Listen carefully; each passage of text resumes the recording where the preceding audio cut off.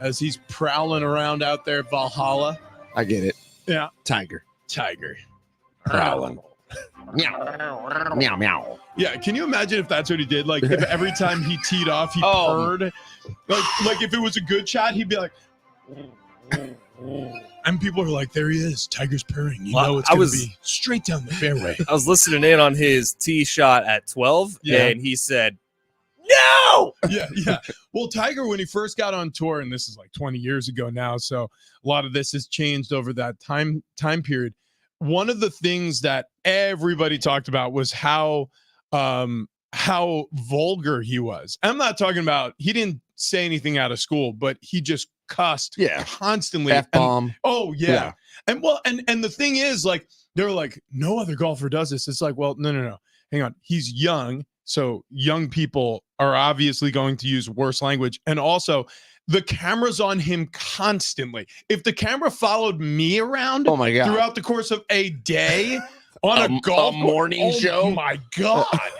Every moment, you trust me, you're going to catch a lot of things. You hear that, NBC? There's a camera in this room. Yeah, we have a camera that apparently has a wire that goes across the parking lot into the NBC 7 San Diego building, and they can hear everything. This is literally what we've been told. They can hear everything you say, so be careful. We are not careful. No. Darnay, are you listening right now? F you. Yeah, take that. Yeah. How about you, Togerson? There might be a direct link to Derek Togerson's house because I get texted by Togi probably once a show. That's over exaggerating. Once a week during our show, I'll get what. By the way, his text yesterday was during the Kevin Acee interview where he absolutely lambasted Ben Fletcher and Kevin Acee for not being fans of pie. Yeah, it's a crazy take. I mean, some pie's good. Well, what kind of pie? I do like apple pie. Like it was going dirty real quick. Yeah. I love like a chocolate pie. Okay. Right. Elaborate. Go on. You are steering closer to what I thought you initially were referencing. Totally. What do you like on top of that chocolate pie? Peanut butter. I just am totally not into like the strawberry or peach. Like peach cobbler's okay. Peach pie sucks.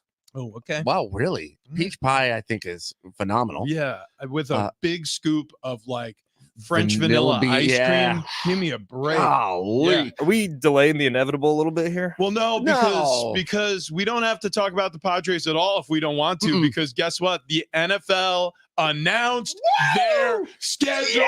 2024. Here we come. That's it. Is that all we get? Is just a little teaser, a little taste. Okay. So it's not. Listen, guys. Yes. Breaking news. What? There's going to be football again in 4 months or so. Yeah.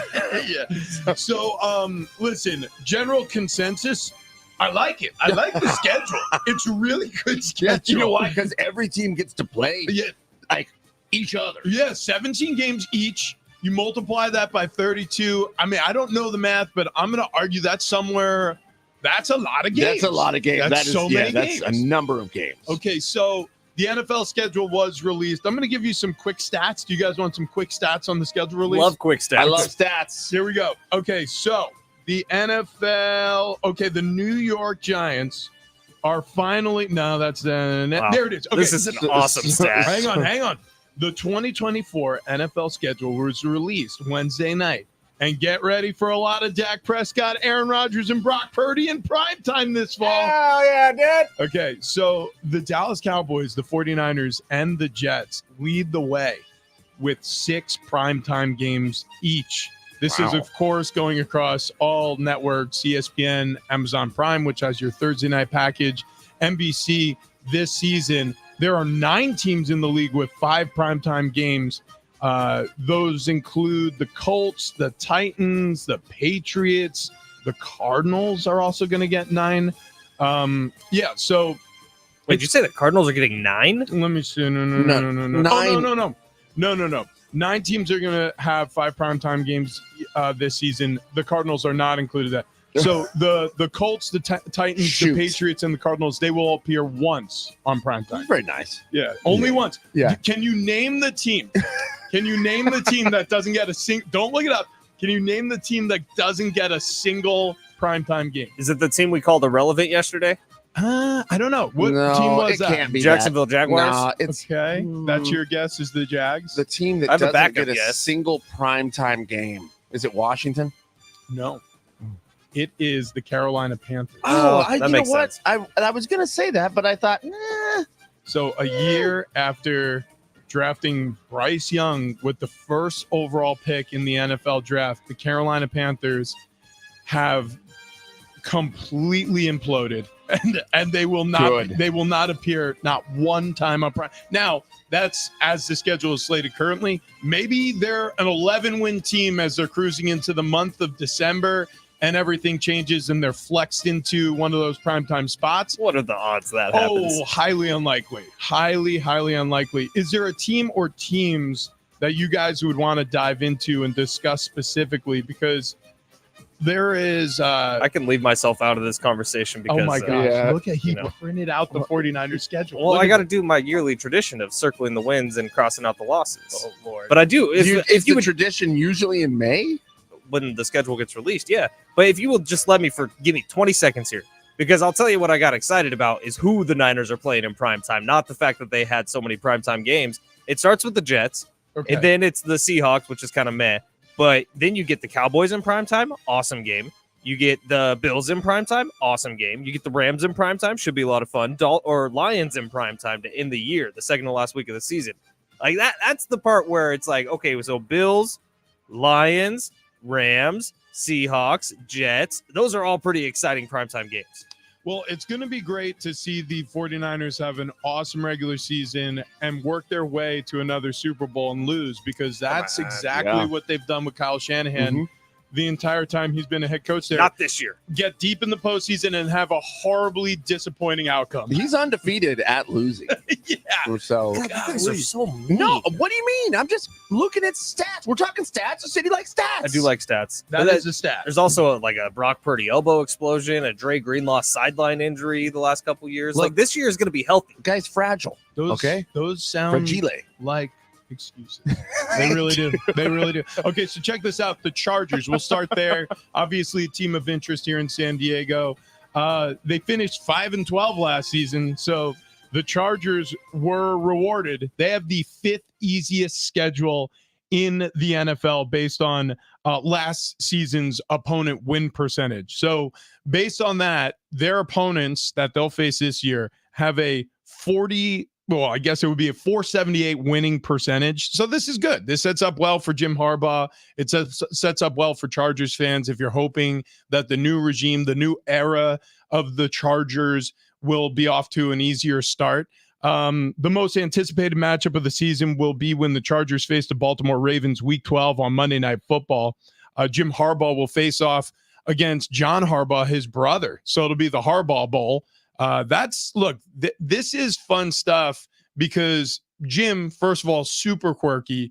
There's going to be a lot of those really outlandish moments at the podium throughout the course of his career as a head coach back in the NFL. There were plenty during his tenure at Michigan, but there's less buzz, right? College football, there's so many different places to look. There's so many sound bites coming out. The NFL, there's only 32 of these positions, and this guy is legitimately insane. This is the type of human being who, when you open up his closet, he only has khaki pants, okay? This is the type of person who, when he moved to San Diego, he lived in a trailer park in Costa Mesa in an RV next to his offensive coordinator for about 2 months before settling into a house because he's insane. Did he even buy a house though? I thought he just rented a place. I think he's now renting a place. Yes. Yeah. So still not fully committed on where he wants to be. He is easing his way in. Now, also, if you start to look through the Ravens starting backfield or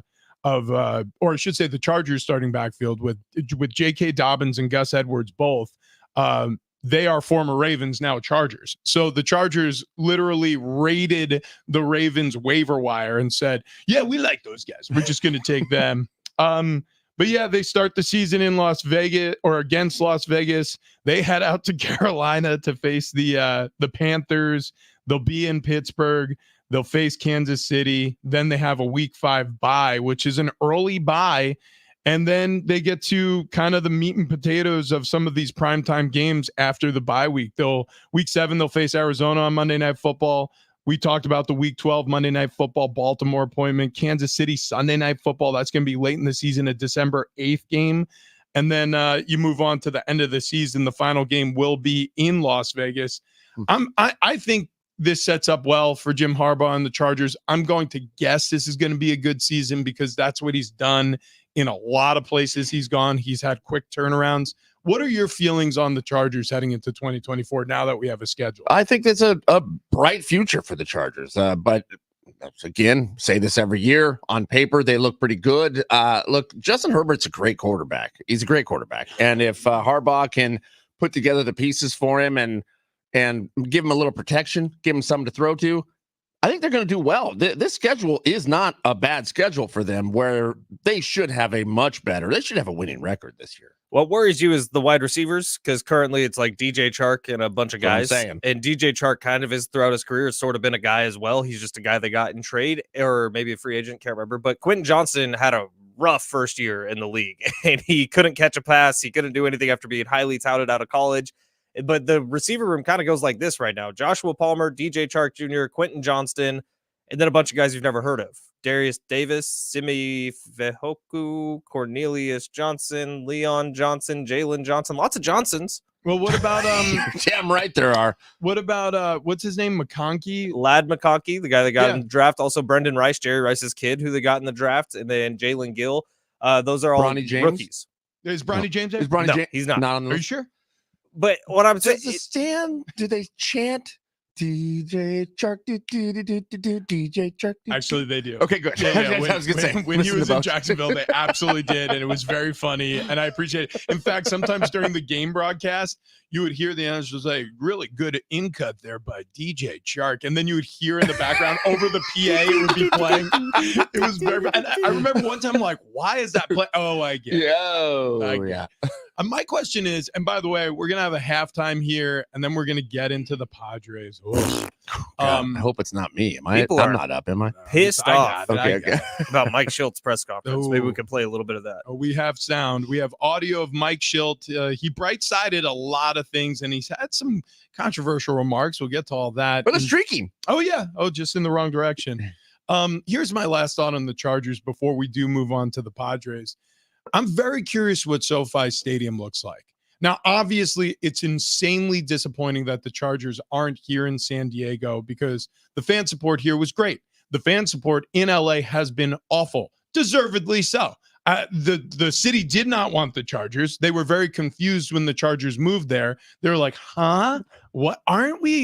Didn't we just get the Rams? And they're like, yeah, no, now you get us too. Yeah, but we're moving in. Yeah. Hey, guess what? We're yellow and blue too. So bunk beds. Bunk beds. Stan Kroenke's like, you know what? I'm going to skip the intro press conference. I got things. Anyways, so the Chargers moving up to LA did not work in terms of fan support. But I'm very curious now, couple years into this experiment up there, the biggest hire of the offseason in terms of head coach, no question about that, with Jim Harbaugh rolling off that national championship win with the Michigan Wolverines and being the highest paid new head coach in the league.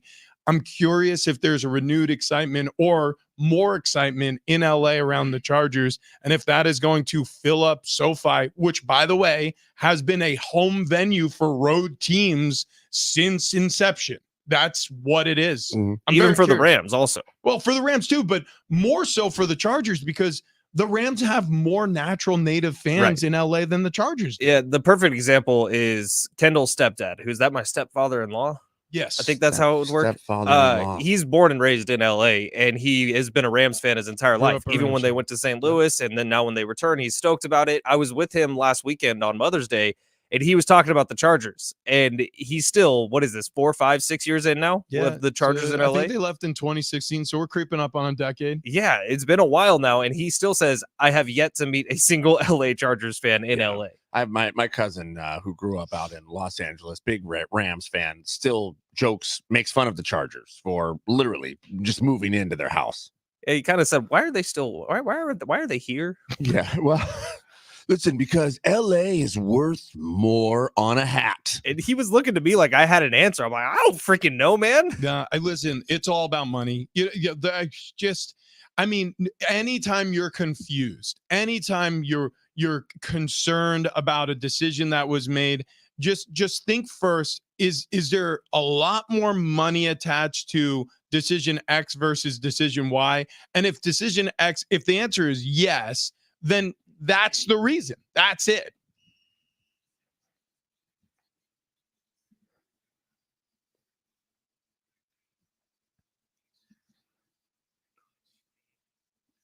Full NFL schedule released yesterday for the 2024-2025 season. And here's how the Niners will do. Jets, Vikings, Rams, Patriots, Cardinals, Seahawks, Chiefs, Cowboys, bye week, Buccaneers, Seahawks, Packers, Bills, Bears, Rams, Dolphins, Lions, Cardinals.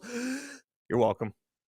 In golf, the PGA Championship underway at Valhalla Golf Club in Louisville, Kentucky. Tiger Woods was one of the first guys off the tee this morning. He is 1 over par so far. He's played 3 holes.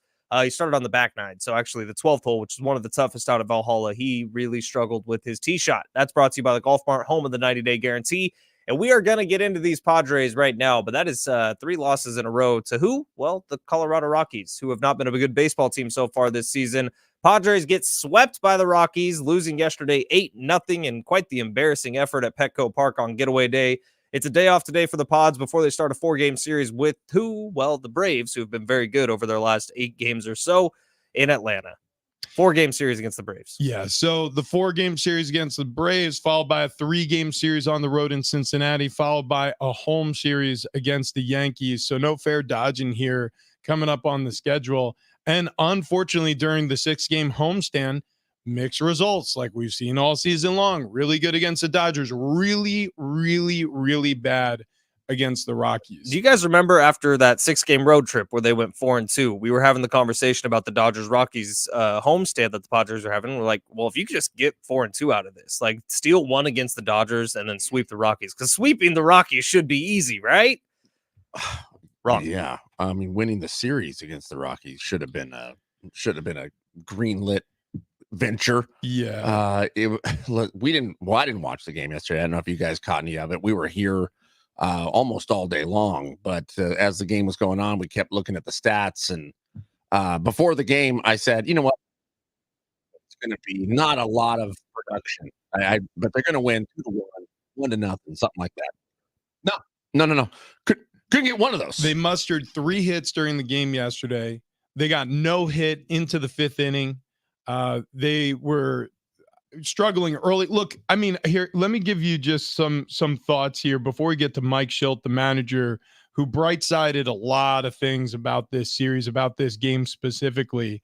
They never led in this series, and they found themselves facing multiple major deficits.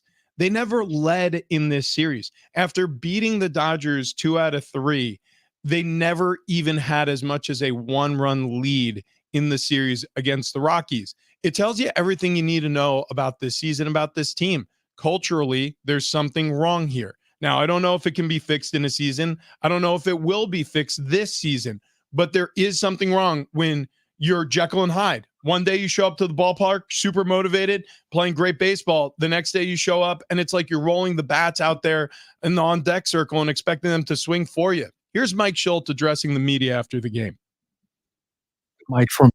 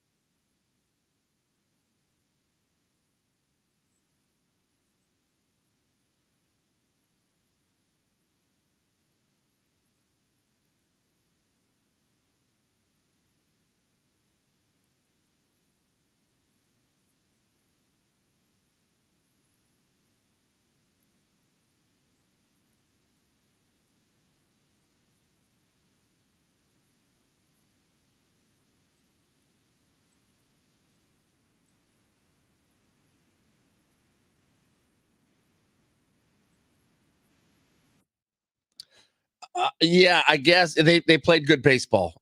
They played good baseball. You guys didn't play good baseball. No, he's saying the Rockies play good No, baseball. I know that. Yeah, I know, I get that. But the Rockies played good baseball. The Padres can also play good baseball. I mean, you go out and play good baseball. And the Padres' good baseball is better than the Rockies' good baseball. That's what I'm saying. In fact, if the Padres played mediocre, moderate baseball for the Padres level of star quality they have, they should handily beat the Rockies, which the Rockies, by the way, they didn't play good baseball last time you lost to the Rockies. They were terrible. Listen, I think people heard this.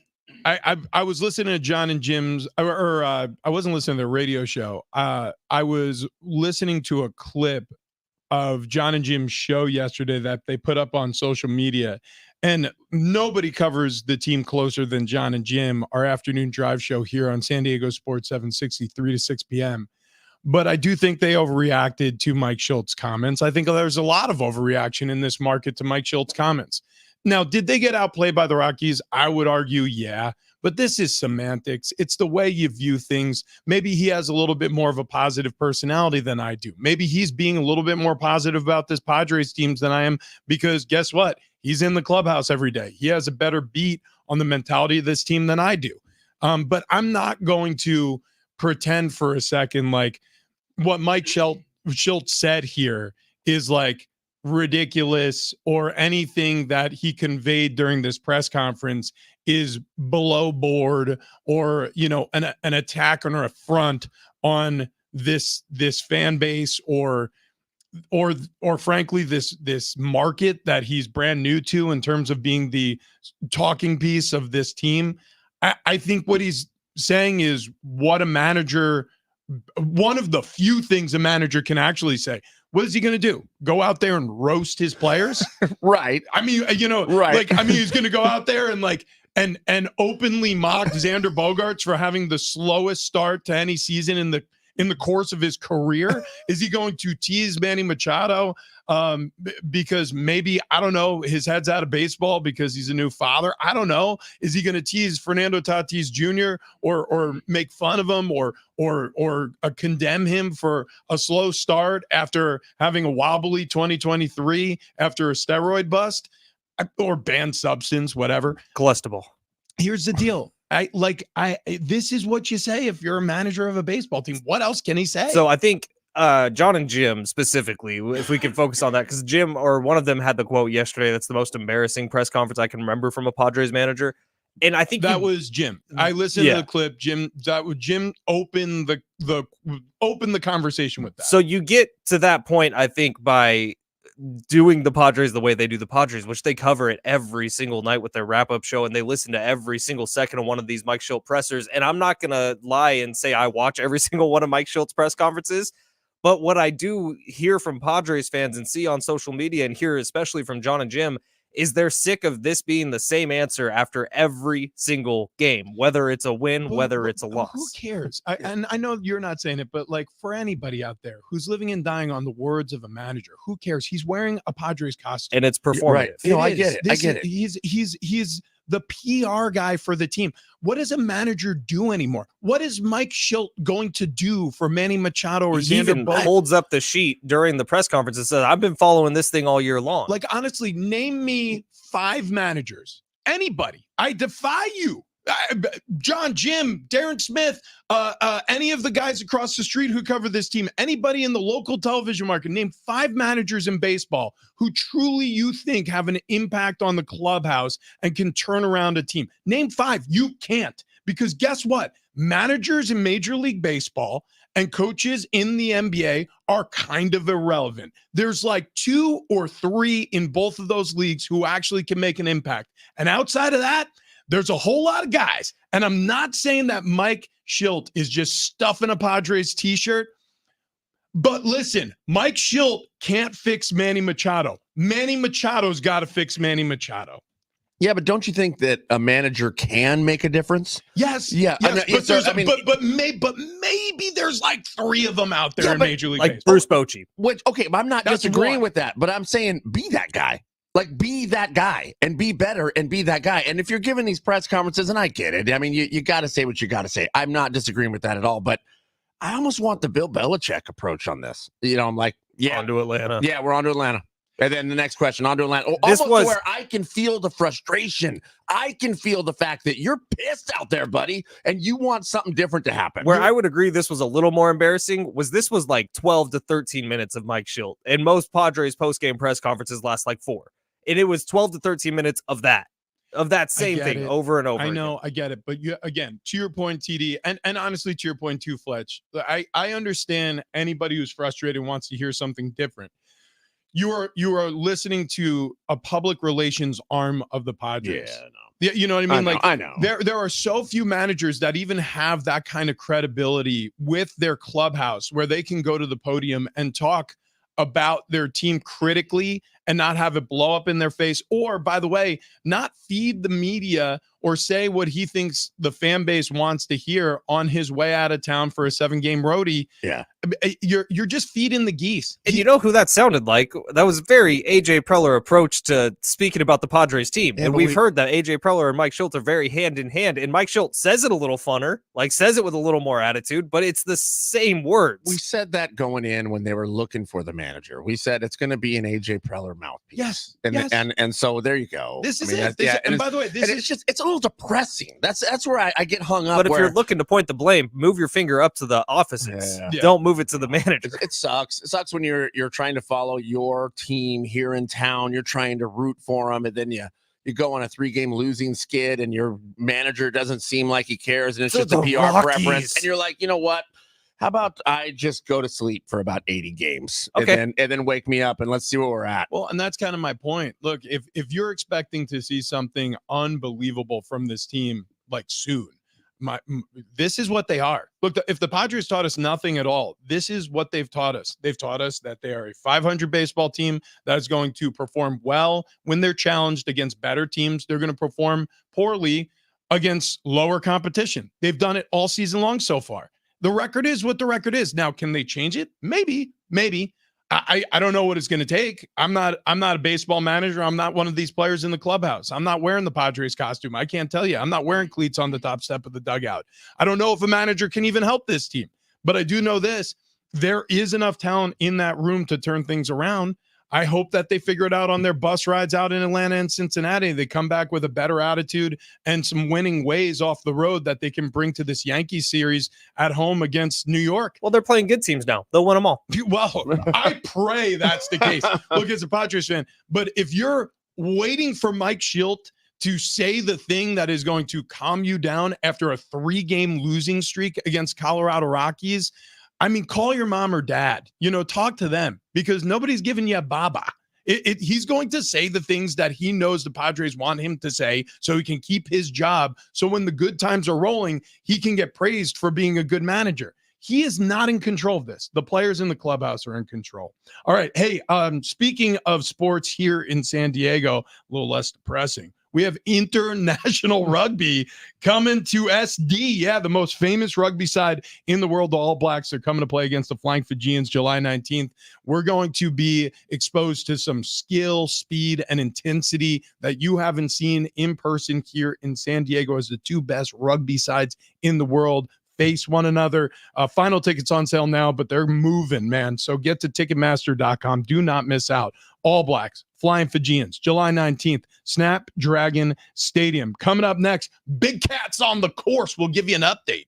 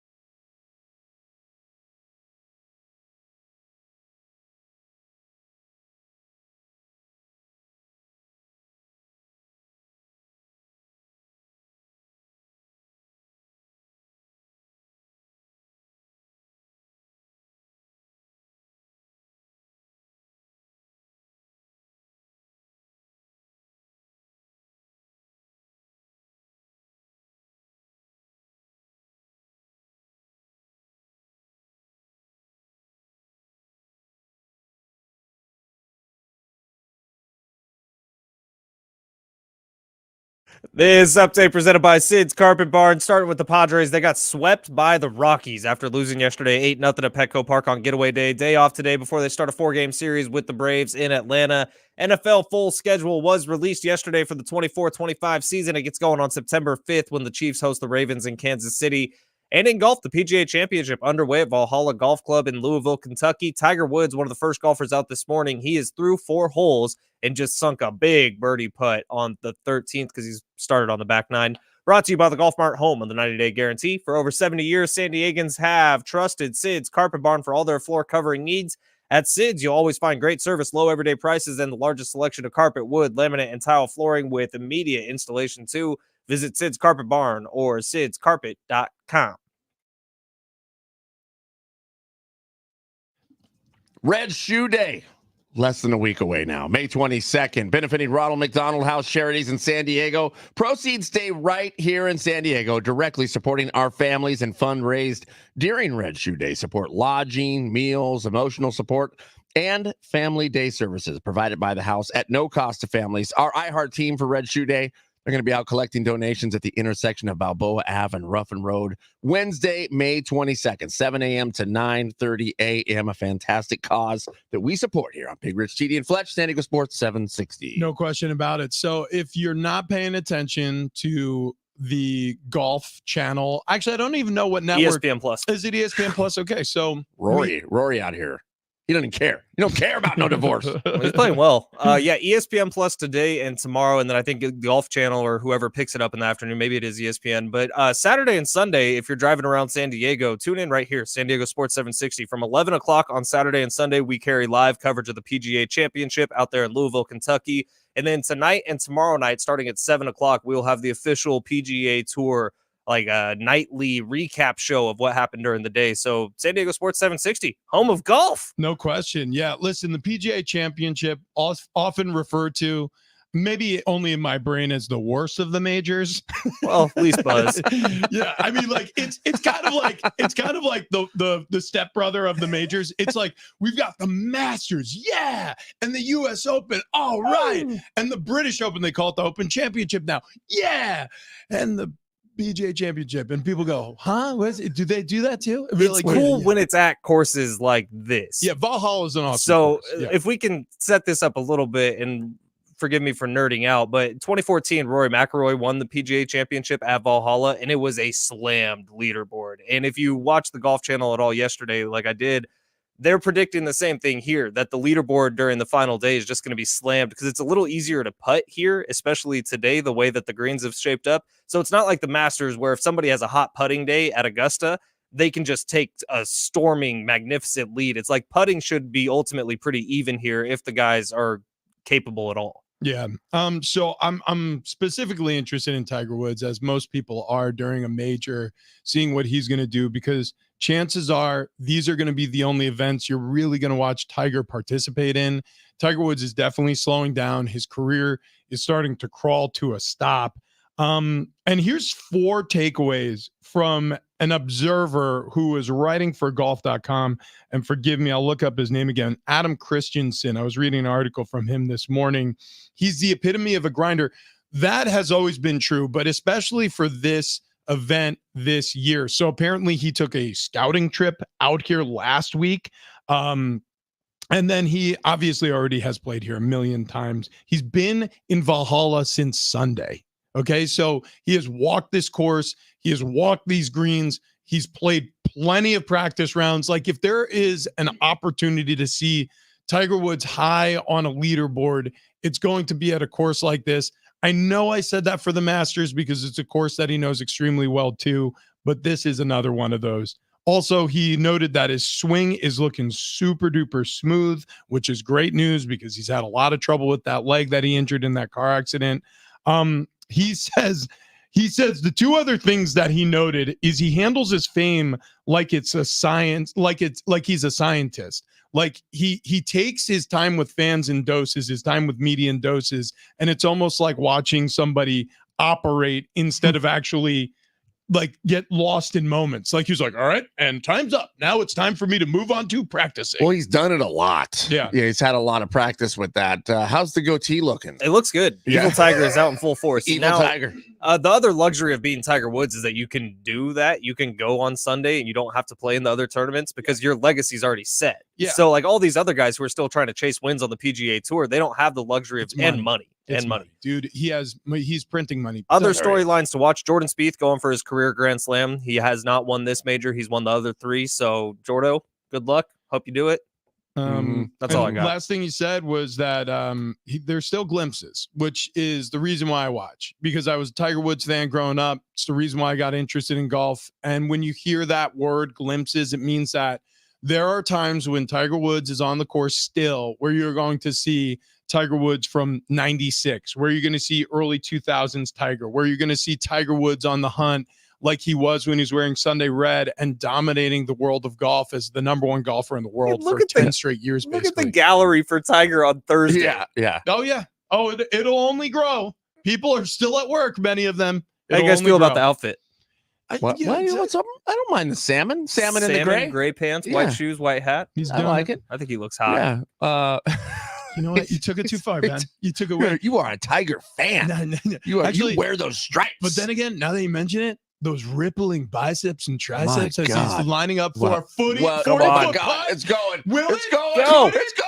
Oh, no, breaks right. But he's Tap in like- pars he's are like okay. a foot away. Tap in pars are okay. I'm liking it. I'm Wow. liking how Tiger's looking. Okay, so we'll keep you updated on the PGA Championship, the And worst how- major in golf. And There's how the goatee. good Tiger looks. Okay, the worst major in golf is still the 4th best tournament in golf. That's the worst major. Wait, is this in real time? Did he walk up there that fast? He's Oh, yeah. walking great. Guys, we got to talk about the American dream. It is alive and well. We're talking about Tiger Woods, okay, breaking down a color barrier in golf or helping break down a color barrier. I mean, I'm this type of person who took the world by the horns and said, I'll do it my way. And guess what? The world now does it Tiger's way. Well, there's a story out of New York. It's an entrepreneur. An entrepreneur. You know what she's selling you? Potatoes. We'll get to that story coming up next. But first, I want to talk to you about my dentist. Okay. Dr. Jordan Colby, a family man, and he has a family practice over at Ocean View Dental. I was just noticing as we were talking about that upcoming story of that entrepreneur, I couldn't help to see those pearly whites smiling. Stop. I mean, stop. smiling. Okay, all right. You know what? Like they're gleaming a little bit. It feels good. It feels good. At Ocean View Dental, you're going to get top of the line care, state of the art technology in terms of dentistry, but also a very comfortable family atmosphere. That's the reason why I take my family there. We're all booked for our teeth cleaning appointment. I was talking about that. You've also heard about some of the extensive dental work I've had at Ocean View Dental. I had a tooth extracted. I had 3 implants put in. I didn't miss any time at work. I barely missed anything in my life. I mean, basically it was the time of the appointment and a little recovery the day of. And after that, I felt right as rain. And in 3 months, I was chewing my food just like I was before I was missing these teeth. And look, I had cracked molars from my time playing in the NFL. I had infections in my gum. It was awful. And Dr. Jordan Colby, who's not only a great dentist, but a fantastic oral surgeon, was the reason why I have 0 problems with my teeth now. And that is saying a lot. I've come a long way. So if you have something extensive coming up on the docket in terms of dentistry, you need to go to oceanviewdental.net. If you're just looking for a change in your dentist, you need to go to oceanviewdental.net. Or maybe you just have never had a great dentist. You need to go to oceanviewdental.net.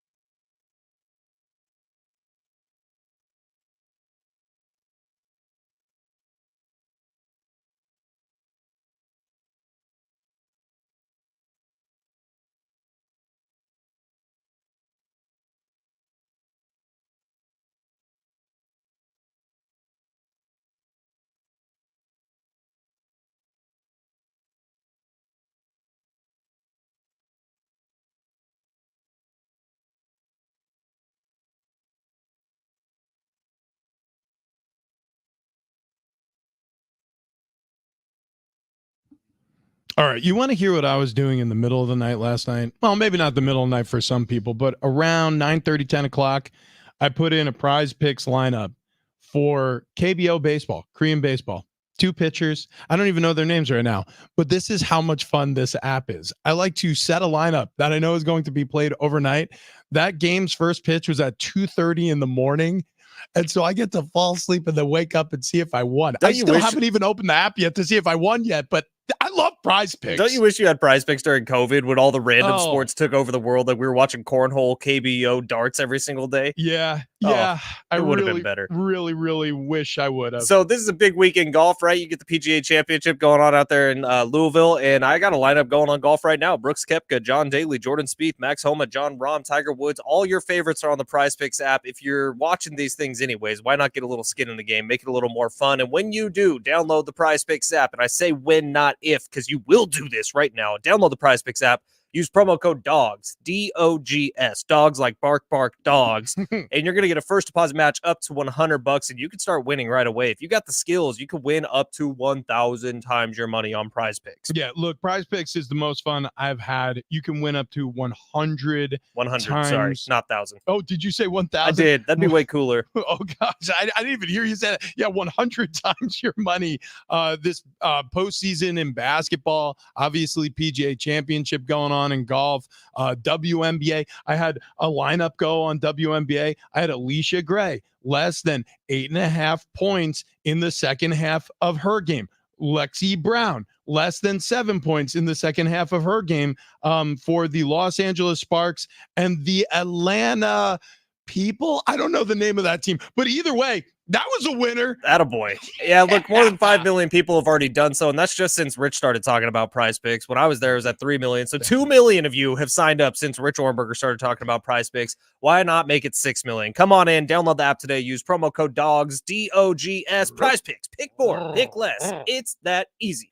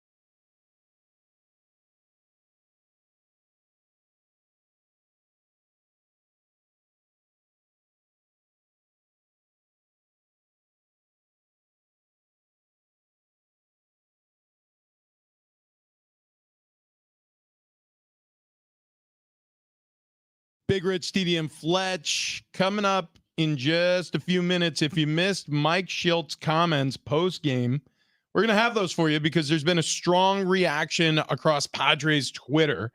We'll have that along with our morning monologues. My guess is, considering we'll lead the hour with Padres, the morning monologues will have a specific golf and NFL flavor to them. That's just a guess. Get out of my head. But living there rent-free, buddy. We move on to a story that's more sports adjacent. It's actually got nothing to do with sports. Well, yeah, but it should be talked about. America more or is less than 2 boobs. America is a place of opportunity. You could say it's the land of opportunity. Right.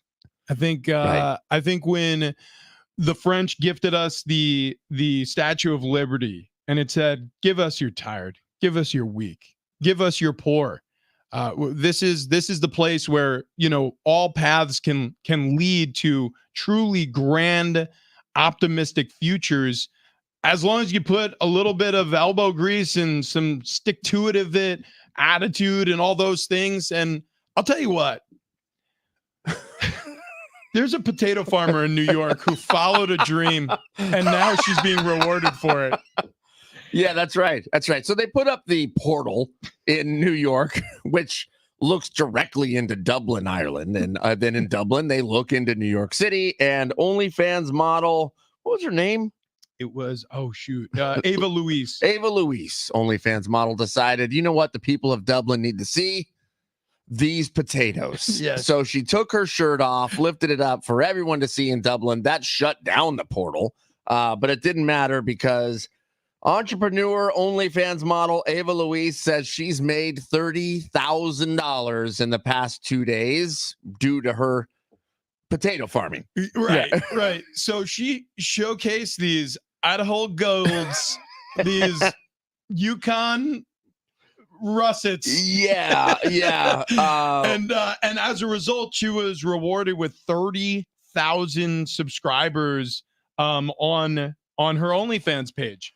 So look, an increase like that, plus what you just read headline wise, I guess she's only charging $1 per subscriber, which they're saying that the rate is going up now, but she normally makes between $70,000 and $125,000 a month. Let me tell you something. And they're saying it's probably going to triple. I love this story so much. I'm gonna try it out. There he goes. There he goes. Oh, wait, there it is. Wait. We need to put up a paywall. Yeah. Don't give away the milk for free. What do you do the teaser to Dublin? Oh, that's right. Damn it. You got the Dublin teaser. Maybe just show one nipple. Yeah. All right. Oh, wow.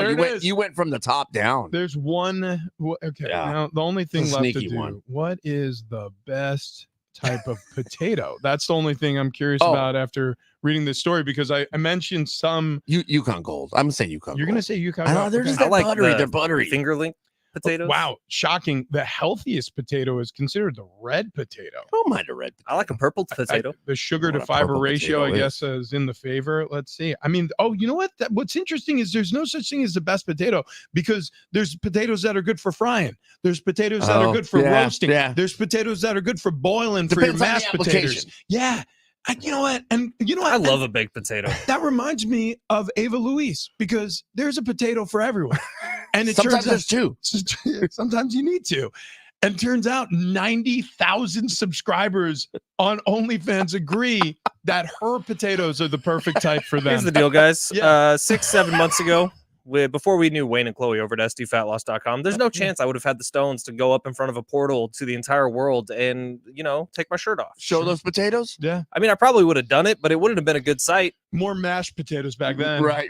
Right now, I'm a firm potato. That's right. He's a Yukon Gold. My God. If you're looking to get your body ready for some portal flash in, get on over to sdfatloss.com today, because, look, you got a couple months here, and you're going to be out by the pool every single day drinking margaritas and sitting in the sunshine. And you want to look good while you do that. So sdfatloss.com is the spot to go. If you've lost control of your weight, which all three of us had, we were doing something called next level fat guy stuff, and it worked way too well. All three of us were next level fat guys. Yep. That's when we met Wayne and Chloe, and they did change all our lives. Within 2 months, we were all down over 35 pounds. And they give you these tools that you can really use throughout the rest of your life if you go and sign up at sdfatloss.com. To where right now I'm back on the reduction phase and I'm seeing the same results I saw back then. So if you're looking to make a big change in your life, if you got some big events coming up this summer that you need to fit into a suit for, or you need to fit in your swimsuit for, get on over to sdfatloss.com and they will change your life. sdfatloss.com. You said the slug line, Fletch. Get ready for portal flashing. Yep. That's it. $200 off if you mention Big Rich TD and Fletch. Thank you for adding that to my live read, TD. Appreciate it. You're welcome. Pull the tape. sdfatloss.com.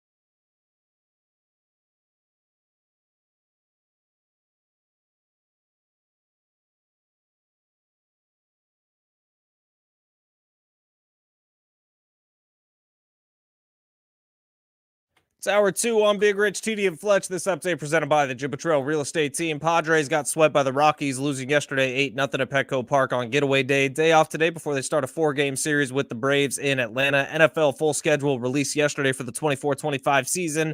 It gets going on September 5th when the Chiefs host the Ravens in Kansas City. And in golf, the PGA Championship underway at Valhalla Golf Club in Louisville, Kentucky. Right now, Jordan Spieth, top of the leaderboard, tied with Xander Schauffele, 3 under par apiece. Brought to you by the Golf Mart, home of the 90-day guarantee. If you're looking for some golf coverage, keep it locked in to San Diego Sports 760 tonight and tomorrow night at 7 o'clock. We'll have recaps of the PGA Championship, and then Saturday and Sunday starting at 11 a.m. full coverage of the PGA Championship out in Valhalla. Would you like to know what your home would sell for today? Get a simple text message with your home's value by texting your address to 855-600-6000. You'll get no phone call, just a text. Jibba Trail has the buyer. Simply text your address to 855-600-6000. Yeehaw. Happy Thursday to those who celebrate. Big Rich, TD, and Fletch with you, San Diego Sports 760. We got our morning monologues coming up in just a little bit. I have a top 5 list that is going to make NFL fans super excited, but also slightly depressed because you have about a 4-month wait until we get to the NFL season. But we'll get to that. We got to start with your San Diego Padres, who head out on the road. They're probably already in Atlanta. They had the getaway day yesterday, 110 first pitch against Colorado Rockies in the finale, an 8 runs to nothing loss. So the Rockies come into town. They sweep the Padres for the first time they've swept anyone on the road since 2019. The Rockies in the finale were pitching a no-hitter through 5 innings. The Rockies. So that stat is wild. It's a little less wild than I thought it was because it's in front of fans on the road. So during COVID, which the 2020 year, they must have had a road sweep. Okay. But still, great. Like, that's still 5 years, basically. Yeah, that's a weird stat, but still, yeah, 5 years is 5 years. Richie made us some coffee. It's a little bit of the Tim Hortons finest, and I'm going to be honest with you, it's strong, boys.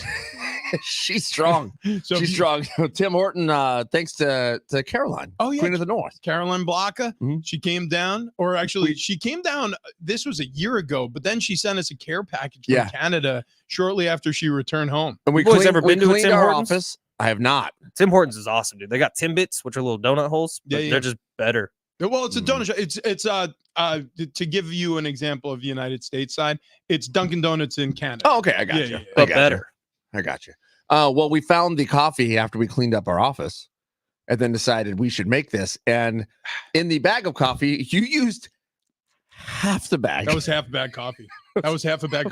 That is the strongest cup we've made so far. That is incredible. It stings the nostrils. It really does. Pungent.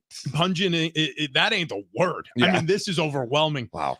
This is way better than the stuff you guys normally make. Okay, well, that's the Tim Hortons. Okay. Well, no, you guys normally make 2 bags of coffee that's good enough with just 1 bag. No. The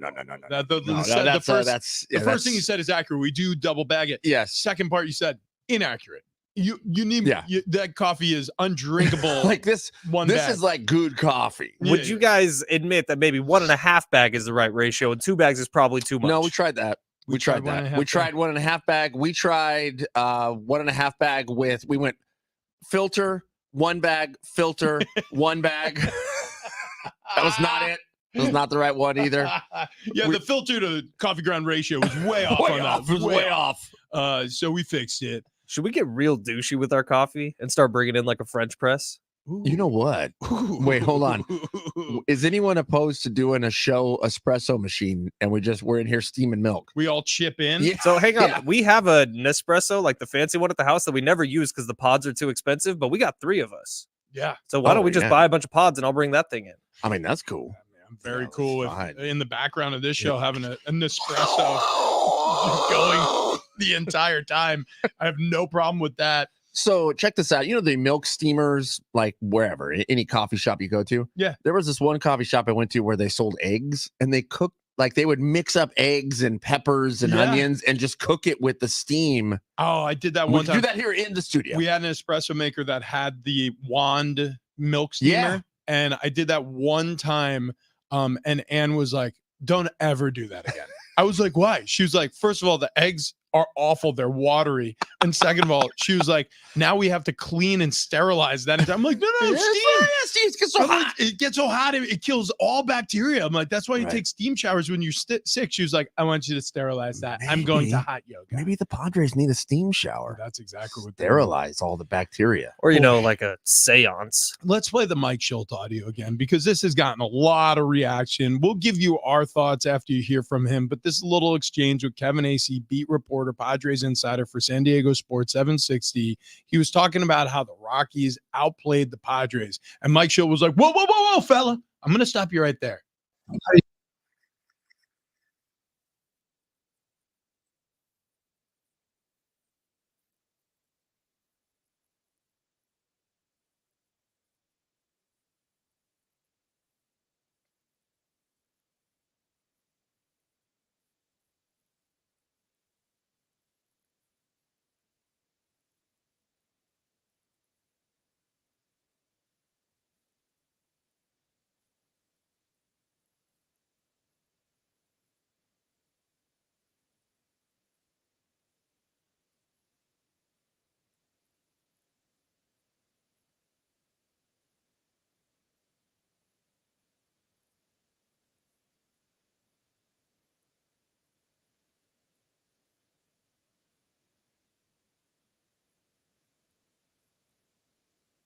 All right, that's enough.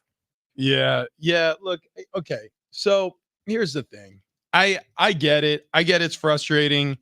I know that fans want to hear, hey, listen, we're not good enough. Our players aren't good enough. I'm not good enough. We need to be better. This needs to change. It starts with Manny Machado. It starts with Fernando Tatis Jr. It starts with Xander Bogaerts, and those guys haven't been good enough. Our pitching and our hitting hasn't been in concert in many of the games that we've played this season. That's why we're a sub 500 baseball team. And, to be perfectly honest with you, if we, with all this talent, don't have a better season than what we're showcasing now, I'm going to be the first one to tell you I don't deserve this job. Yeah, that's what we want to hear. But that's not what you're going to hear from a manager who's brand new to the job, barely knows the guys in this clubhouse, is trying to win over their hearts and minds, trying to keep this thing on track. And, oh, by the way, the Padres don't want him to say that either. Look, yeah, there's honesty that can be and will be delivered at times, sometimes vis-a-vis PR, public relations. And when that happens, sometimes it feels good. Sometimes, honestly, it doesn't. I think right now it would feel good. But right now it may not honestly be what's best for the Padres. You have a lot of big egos in that clubhouse and a lot of really sensitive guys. Look, Manny Machado is a great ball player. There's no question about it. He's struggling recently. But if there's something else that Manny Machado is, he's sensitive. He hears everything people say. He reads everything people write. And in fact, Kevin Acee has been on the show. He's like, look, I've been critical of Manny, and Manny has barked back at me. He's admitted as much. A lot of the beat writers and a lot of the television analysts who I've spoken to, I don't need to name all their names, you know who they are, about Manny Machado, have reported similar things. So if you're Mike Schilt and you want to win hearts and minds in your clubhouse, you can't roast the sensitive stars that you're dealing with. I'm not asking for a roast. It's just, to me, that whole press conference, just blah, blah, blah, blah, blah. I mean, I get it. It's standard issue. This is what you got to come out and say. I'd rather you say next to nothing than give me the same old spiel that we've heard 10,000 times. The problem is, literally 4 days ago, we were talking about how the Padres could be turning things around. 4 days ago, we were talking about how all of a sudden, wait, is Mike Schilt? Is he changing things? What's going on? I mean, this is going to be great. They beat the Dodgers in another series. The Dodgers, we're talking about the Dodgers. And then you lose to the Rockies. It's so up and down, and we're so, I guess, fickle as fans. But we got PTSD, man. We've been here. We've been on this roller coaster time and time again.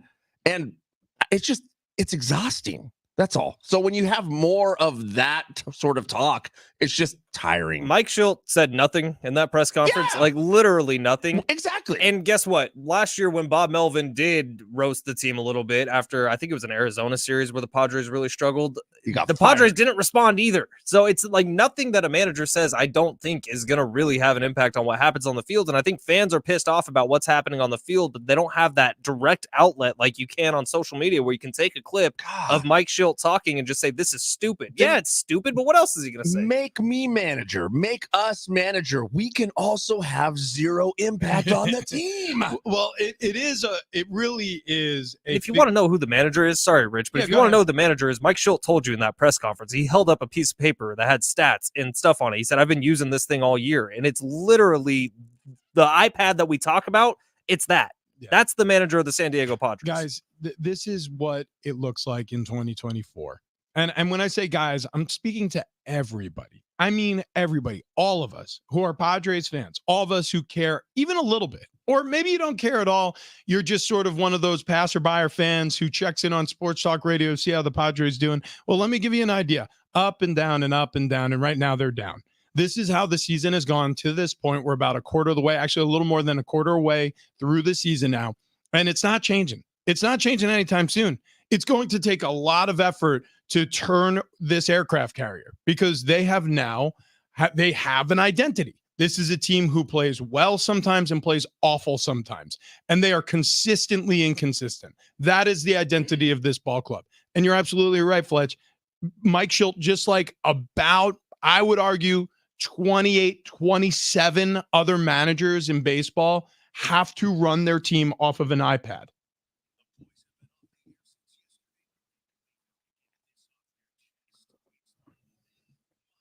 Yeah, sure. I can go first. All right, TD, what's on your mind? Well, it's kind of been bugging me is, we have almost the same conversation every single evening. My wife and I have, what do you want to do for dinner? I thought you were talking about this show with the Padres. I don't know. This show with the Padres, we also have the same conversation. And outside of the show, maybe we have this conversation. I don't know. We haven't had it yet, but I think we should. Listen, I think we're getting far enough past COVID now. Like we've just, whatever, if you want to live with it or it's gone, whatever you want to think, it doesn't matter in this particular situation, because where I'm going with this is it's time to bring back the buffets, guys. It's time to bring back the salad bars, right? The soup plantations, the sizzlers. I just saw, Red Lobster going away. Whatever. I don't care. We need buffets. Okay, that's all. That's you look like a guy who's been to a lot of salad bars in your life. Well, listen, at the end of the salad bar, you know what there is? Ice cream. Taco bar. That's right. Because similar toppings. Yeah. You want a little bit of the diced tomato, a little bit of the cheddar cheese.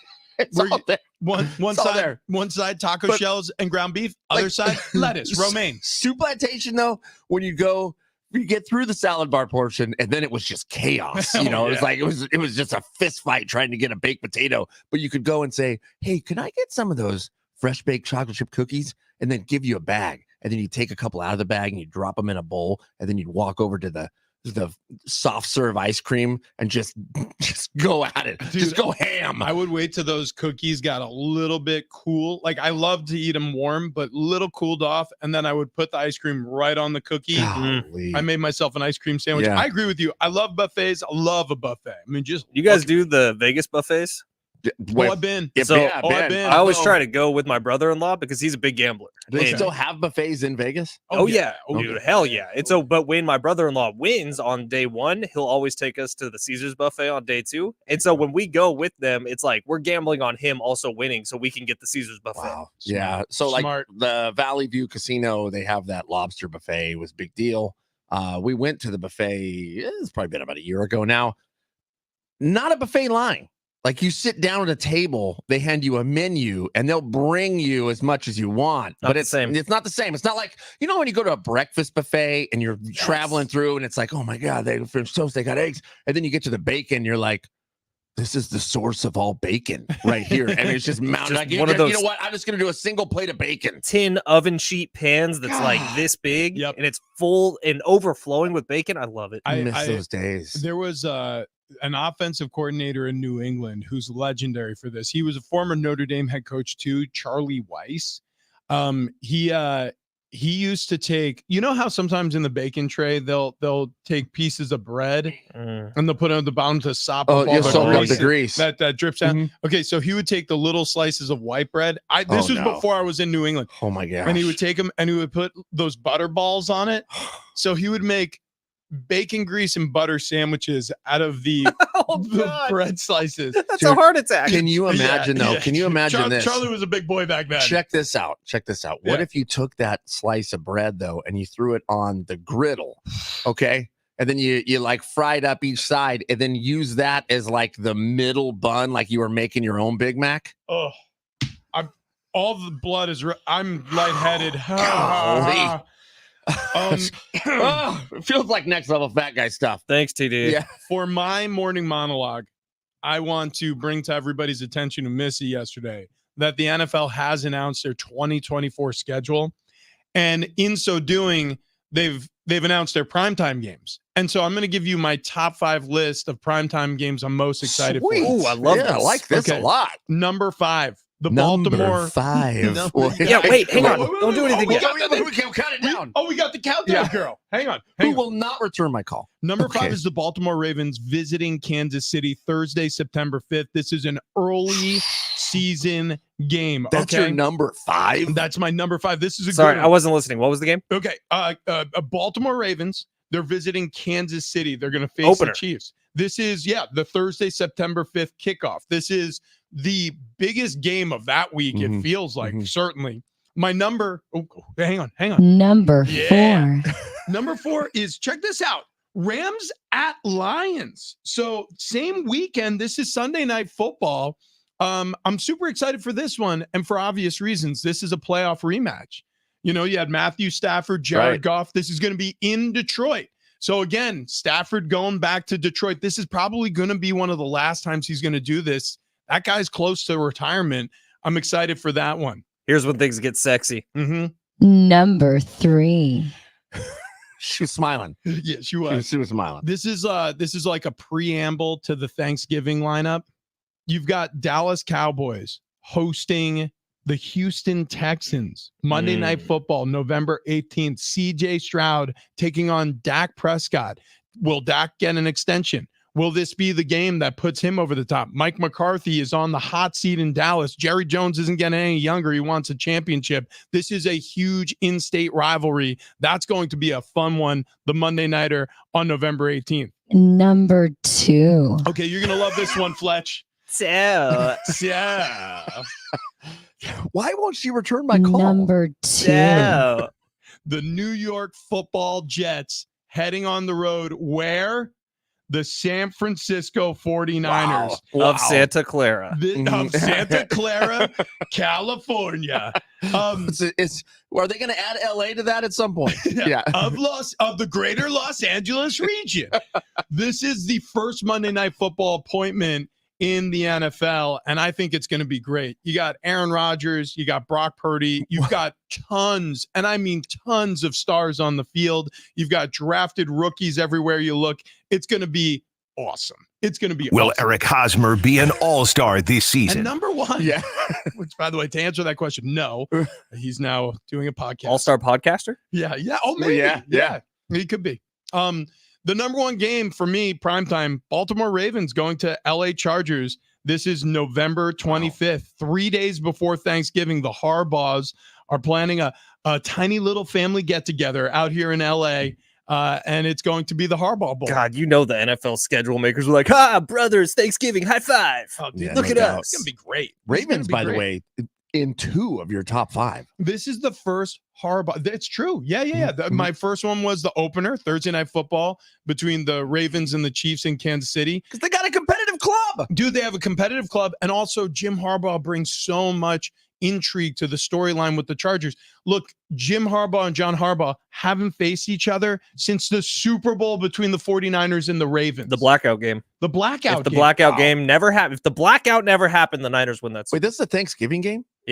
No, this one isn't. No, This one no. isn't. I thought This is- Chargers Ravens was. No, Or was it Christmas? This is no. This Sunday, or excuse me, the Monday night before Thanksgiving. Okay. Okay. So this is November 25th. But dude, this is great. This schedule is great.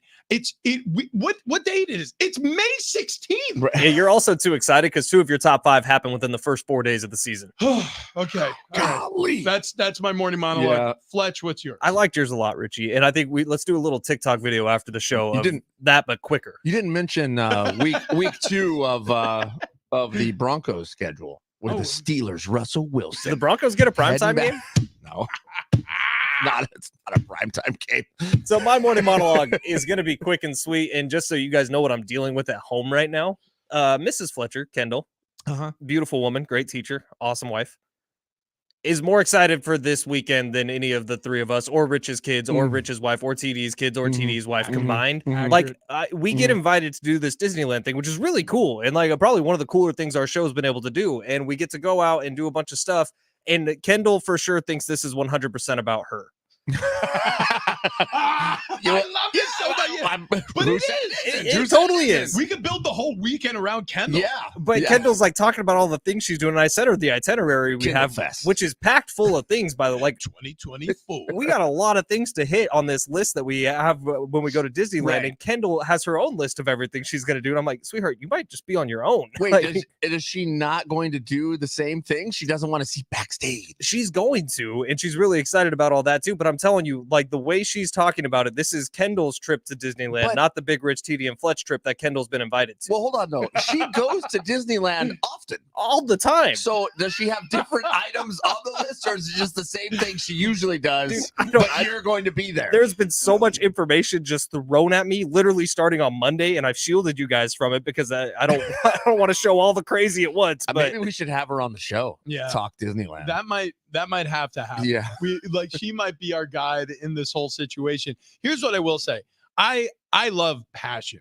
I've said this before on this show. I really do. I enjoy when anybody is passionate about something. It doesn't matter how silly it is. it's not true because you always give me crap when I talk about the Niners. That's not Well, true. yeah, but that's like an obsession. Yeah, It's passion. It's Yeah. unhealthy what you do. It really is. I And also we're- can't believe in your top 5 list like Niners, Bills. I Niners. gave the Niners a shout Yeah, out. you The got one of the top The 5. number 2 game on my season review was the New York Jets going for the first Monday night appointment at the 49ers. You're absolutely right. I'm way too excited because 3 of my top 5 are in the opening week of the NFL.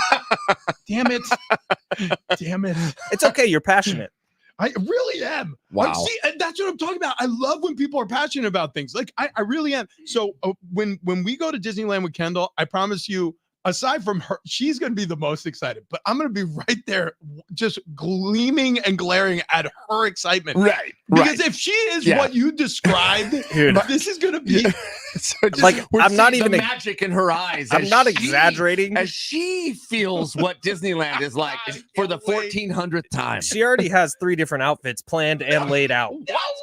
She has 3 different sets of ears planned and laid out. Wait. She has 3 different backpacks planned and laid out. Well, 3 different over 2 days, or like over Yeah. the course of Saturday, there's going to be wardrobe changes. No, over 2 days. Oh, and she also said I'm not allowed to ask to leave on Sunday. Oh, wow, you're staying to the You're- end. By the way, same. Wow. We will be in I one did not. of the I 2 did parts. not get that. That. I was told you cannot rush Sentence me said to out me. on Sunday. We get home when we get home. Wow. Wow. Yeah. I'll tell you what. One of the ways that you can entertain yourself, and by the way, a lot of people entertain themselves doing something specific. We're going to get into that.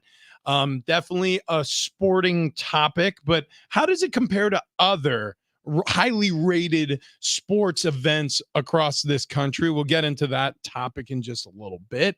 But one of the ways you can entertain yourself over at Disneyland, Fletch, is open up the Prize Picks app. I got one going right now, and it's looking good for me, man. What do you Like got? so far in the golf tournament, all these guys are on the front 9, and so far my Prize Picks be firing because I got Jordan Spieth more than 3.5 birdies. He has 3 within the first 4 holes of his tournament. Get on over to the Prize Picks app, man. If you got the skills, you can make some serious dough on Prize Picks, like I have, like Rich has. Rich has been doing it for like 3 weeks, and he's up over $300 profit. I've been doing it for like 6 months. I'm up over $1,500. And by the way, That's not like $1,500 that I've won and lost. That is $1,500 I've put into my bank account with the Prize Picks app. If you got the skills, get on over to Prize Picks today. Download the app. Use promo code DOGS, as in roadies, dogs, hangers, bangers, as in DOGS, as in bark, bark. And you're going to get a first deposit match up to $100 and get into sports heaven today. All right. So while you were talking just now, I finalized the lineup for Scotty Scheffler for this round, more than 5 birdies or better. And then Phil Mickelson, more than 72.5 strokes. Mistake. There it is. Submitted the lineup, and there we go. Successfully submitted. That's how fast it can be, right? You open the Prize Picks app, you sign up with promo code DOGS, bark, bark. All right, DOGS. You're going to have your first deposit doubled up to $100. And then you too, in just 20 seconds, can set a lineup and make the PGA Championship, which is the worst major, or you could say the 4th best major, depending on how you look at it. It's the 4th best golf tournament. It's the 4th best golf tournament. There you go. Either way, it's going to make it all the more interesting. And that's what I love about this. We were just talking about passion. I become more passionate about sports when I have a little skin in the game, and that's what the Prize Picks app offers. Padres games are better with Prize Picks. That's the fact of the matter. If you were watching yesterday's 8-0 stomping by the Colorado Rockies, I promise you it would have been a little bit more fun if you had some skin in the game. Quick withdrawals, Apple Pay included now with Prize Picks. The quick withdrawals are no joke, by the way. I've won on an MMA Sunday, and the money was in my bank account on Monday morning. So get on over to Prize Picks today. Download the app. Use promo code DOGS. Get the first deposit match up to $100, and start playing today, man. Pick more. Pick less. It's that easy.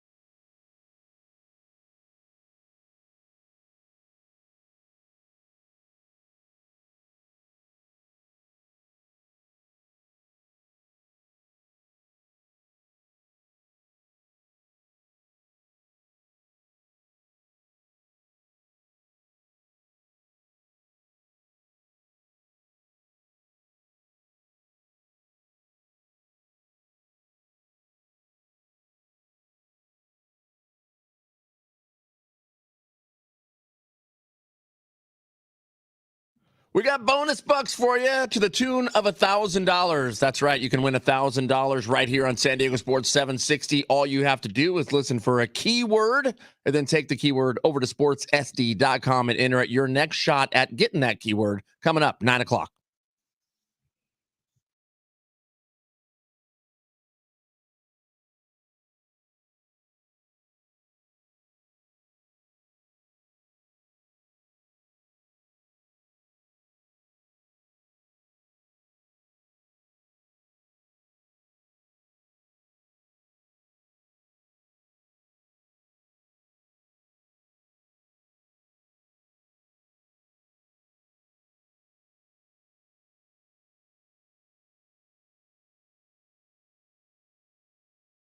Hey, what's going on, guys? It's TD. I get that car shopping is not always fun. I get it. You want to make it fun? Go over to North County Cadillac GMC. Why is it fun there? Because it's easy. They're going to set you up right. They're going to take care of you. The general manager, Jamie, a friend of mine, he will make things perfectly simple for you. So whether you're looking for a new GMC Sierra, looking for a full-size truck, maybe you're looking for a mid-size truck, go check out the GMC Canyon. You're going to be blown away. Or maybe you just want one of those all-electric vehicles where you're saving tons on gas. Check out the Cadillac Lyric.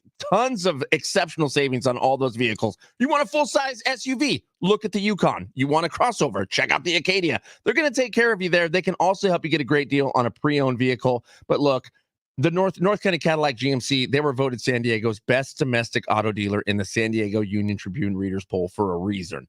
Everyone that goes in there and has a transaction, they want to go back because they make the process so simple. They're my only dealer I go to. They're the only dealer I'm going to take my truck to for service, by the way. Go see Larry. He's my service guy. Always does a perfect job, handles my truck with absolute care, kid gloves, make sure it's put back together perfectly, and it's always nice and clean, just the way I like it. Go there. Experience the difference for yourself. North County Cadillac GMC, right in the heart of the Escondido Auto Mall. Go there today. Hands above everyone else. North County Cadillac GMC, exceeding your expectations every time.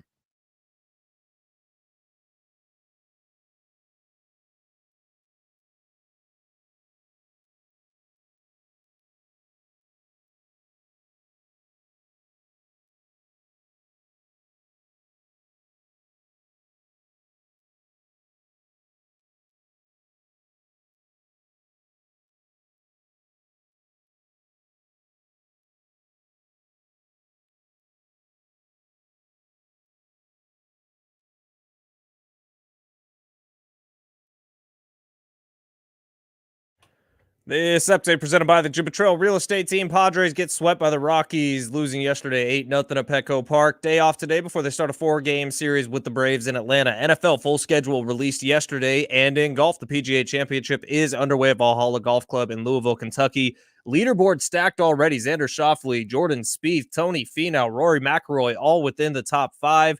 This update brought to you by the Golf Mart, home of the 90-day guarantee.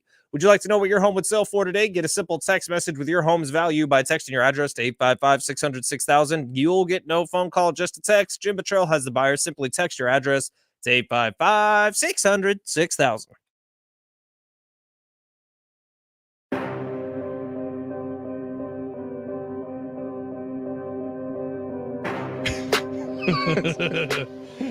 What?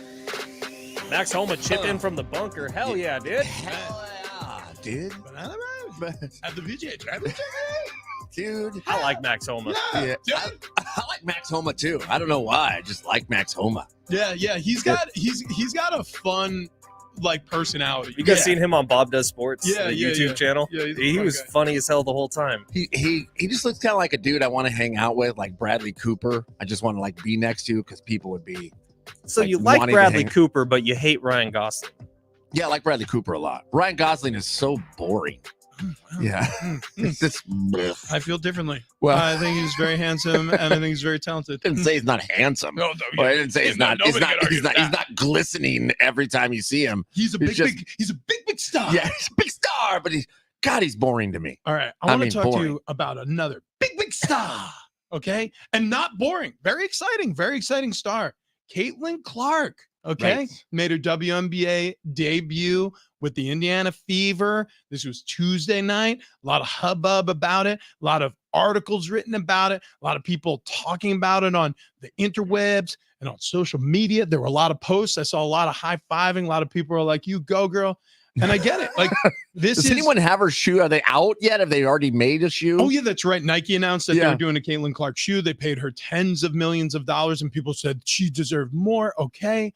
Look, here's the deal. When you're a star, people go and see your movie. The reason why we're just talking about Ryan Gosling is because his box office has been incredible over the course of his career. Same with Bradley Cooper. Every time they're associated with a film, people will show up just for them. The question is, will people show up for Caitlin Clark? And we're starting to get some numbers. So 2.1 million viewers on average, million viewers tuned in to watch Caitlin Clark's WNBA debut. And that was head to head against, was it the Nuggets game? I believe it was. It was prime time on Tuesday night. I believe it was. So that's a pretty good draw. So you're going head to head against NBA playoff game. You get 2.1 million people. That's serious. it was the most watched professional women's basketball game in over 20 years. Would that be ever? I mean, over 20 years. What? I don't know what professional women's basketball team there maybe was. the first one ever had more people watching. Maybe it did. Yeah, I don't know how long the league has it, but in over 20 years, They're in their 28th season. okay. All So right. they had a bigger They- draw. Yeah, they had a big game. Yeah, so I mean, it was a blowout loss. She didn't play particularly well. She had 20 points, but 10 turnovers as a point guard. They lost to the Connecticut Sun. But hey, listen, the deal is this: if she plays the way she did at Iowa, she's going to obviously be the best player in the WNBA because the way she dominated college basketball. Season average viewership for the WNBA is just over 500,000, Okay. 505,000. So she's quadrupled their Right. normal average ratings. Right. That's big. But it's a Big far number. cry from what she was getting in the college basketball, the March Madness tournament for women, And which also, was 18 million. Was it that high? Yeah, it was craziness Huge. for the Final Oh. Four in the championship game. Well, I mean, if I guess she had a level of success in the WNBA, maybe people start to tune in and watch this happen again. I'm curious to see what happens over the next few weeks. If it was hey, we just want to see what she looks like in the WNBA, and then things trail off. But either way, let's just say the average viewership went up to 1 million viewers a week. I mean, she would be responsible for doubling the audience of the WNBA. no question. Wagering on that game, by the way, helped propel betting on the league overall with a number of tickets up 516% at Caesars over last year's opening night. So you can, and by the way, the amount of money up 84%. So the Vegas books are loving Caitlin Clark. Obviously, the WNBA, they're loving Caitlin Clark, and the NBA, because the NBA is responsible for subsidizing the WNBA. If there was no interest from the National Basketball Association, there would be no such thing as the WNBA, because the WNBA still to this day has not made $1 in revenue. They are losing money every single year. Whatever is put into this league, salaries for coaches, for players, any of the time or I should say, any of the money they spend lodging these players or traveling these players, it is in a losing effort, right? They haven't been able to turn a profit in 28 years. That is the facts. Now, can Caitlin Clark shift that paradigm? Possibly. But to put this in context, because we were curious what 2.2 million or 2.1 million viewers looks like compared to other programming, we pulled up a list. So what kind of other shows grab that sort of viewership? Well, I'm looking at the top 100 shows of 2023. These are all last year's numbers because last year is obviously complete. And if we're looking at 2.1 million viewers, you got to go all the way down to 89th on the list, which would be 90 Day Fiance Happily Ever After. Okay. Have you seen that dude's neck? Okay. No. What's his name? Ed? I didn't watch a single episode. Neither did I, but he was viral this might have been 2 or 3 years His ago neck? now. Yeah, he's literally, his neck is bigger than his head. Okay, hang on.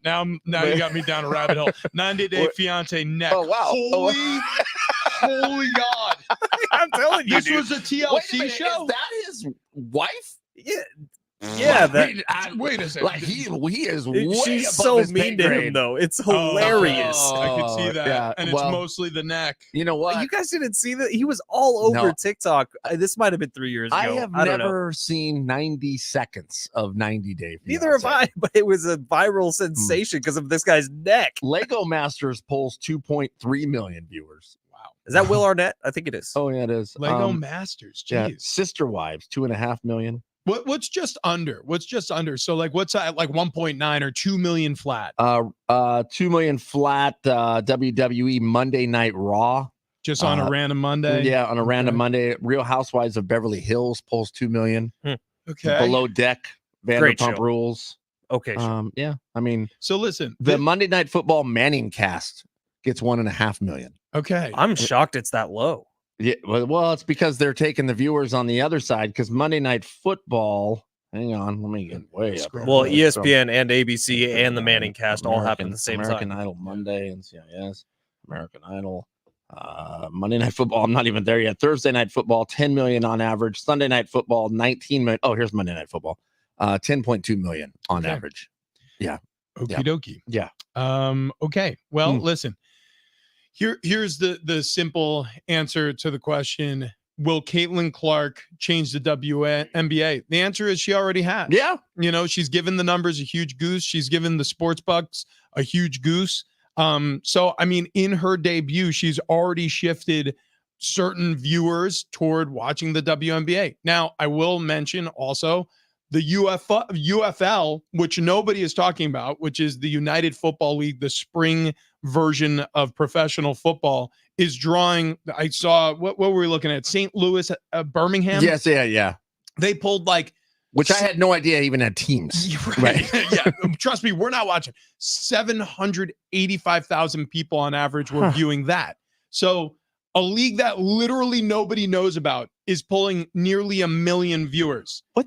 So I completely forgot that the UFL season is on right now. those were Right. that was a week 7 rating that we just looked at. I remember watching like 10 minutes of week 1 and I've forgotten about it ever since. So there, so just to put everything in perspective, the UFL, which we're sports hosts and we forget exists, is pulling about half the rating that the Caitlin Clark debut has pulled. If Caitlin Clark wasn't playing, I would have forgotten that the WNBA season was going. Yeah, but I'm right, promptly aware of that because of her. By the way, I had no idea that the WNBA season so quickly followed the draft. Like Same. immediately, And- weeks. But now I know, thanks to Caitlin Clark. She's doing something. Yeah, and she's doing what the WNBA wants her to do, is create awareness. And get people talking. No What question. is Bob Hart's Abishola? Oh, dude, you got to watch that. What? It's incredible.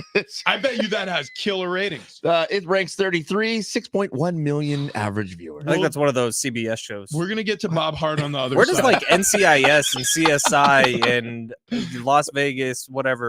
CSI Vegas, 5.64 Wow. million Yeah. views. Oh yeah. Holy crap! Yeah, there's a lot of grandparents leaving that show on. There's no question about it. It is beating out Bob Hart's Abishola, beating out NBA playoffs round 2. Goodness gracious. Well, for good reason. We'll get to Bob Hart on the other side. Okay. Want to talk to you guys about my recent weight loss. It's been incredible. So I recently bumped into a friend who hadn't seen me in a long time and was like, dude, wow. He was like, actually, I saw you post on Instagram about the weight loss. He was like, I didn't realize that it was true. He was like, but yeah, you're a lot smaller than you used to be. As Fletch lifts up his shirt Yeah, God. to expose his bronze skin and his dark nipples. I didn't realize how quickly shirts would come off once SD Fat Loss got into play. Oh here. no, dude. Yeah. Yeah. Well, actually, yesterday we had some new show t-shirts printed. We got to talk about that. Oh yeah, we will. We'll get to that as well. But yeah, immediately ditched our t-shirts. We threw those on. Is it weird that we are shirtless in front of Aaron Bauman as much as we are? Oh yeah, that does happen a lot. She probably digs it Yeah. a lot. Yeah, EB. Yeah. She always says like, "You guys have the best bodies in radio." Thanks. It's an SD Fat Loss. Yeah. Thanks, EB. And it's all thanks to our friends Wayne and Chloe at scfatloss.com. That's what we always say to her. Anyways, Erin Ballman, by the way, sales lady, she only takes care of accounts $600 million or more here at iHeart San Diego. Right. Right. But yeah, getting back to Wayne and Chloe, they help guide you down the path toward a better life, frankly. It's a sustainable lifestyle. So you lose all the weight, and unlike other fad diets, you're not going to gain it all back because they have a maintenance plan too. So when you're on the weight loss plan, you're going to drop weight fast. We lost, all three of us, more than 10 pounds in the first week of doing this. And then in total, I lost over 35. TD's down over 30. Fletch is down close to 50 pounds now, thanks to Wayne and Chloe and their efforts. And it's really super simple to follow. That's my favorite part about it.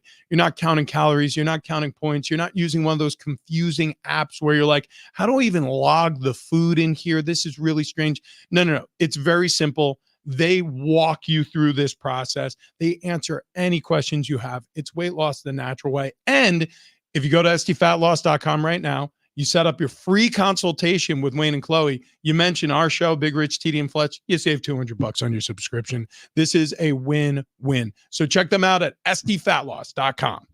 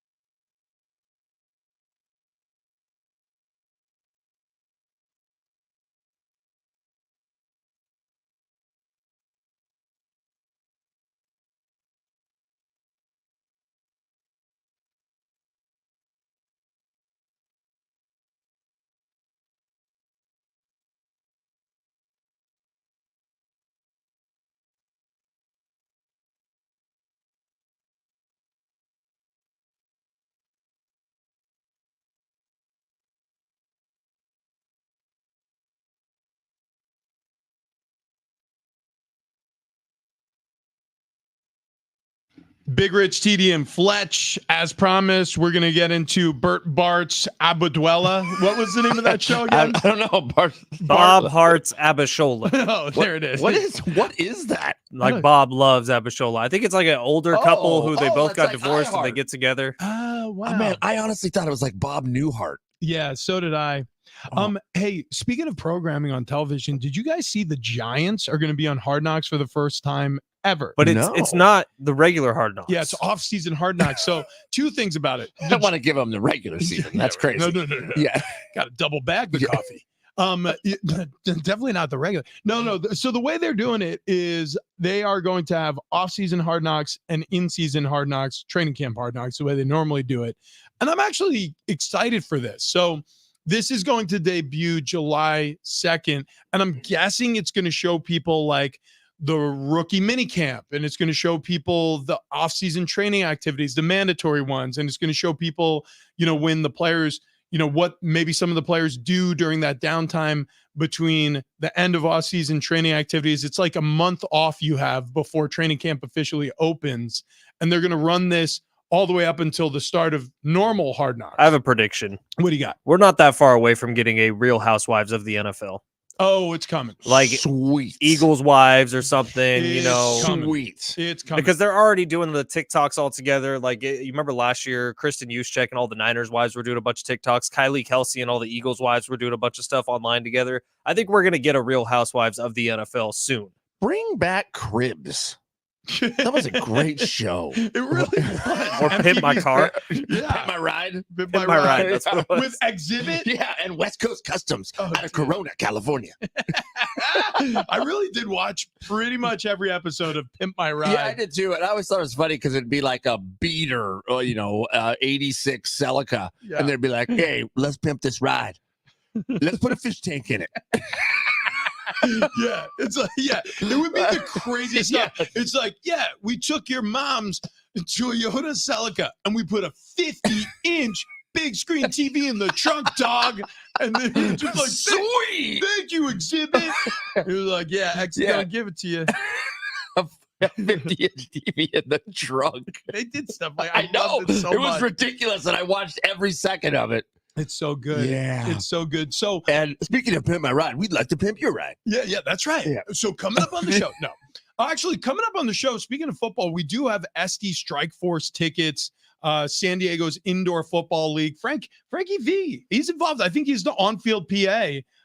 So he's going to be there. How does he have time? I don't know. You ever Frankie get has an email 9 from Frankie V? His signature is longer than any email he's ever Right. sent because And he has so- 90,000 jobs. And so, red pill, blue pill, the question was 2 half-size you or 1 full-size you. There has to be more than 1 full-size Frankie V. I think he has. So I know he has a brother who looks similar to him. You think he uses him I'm for convinced. Yeah, that like when one- it's just like face appearances? Because Yeah. as famous as Frankie V is in San Diego, I'm pretty sure he's more famous in Boston.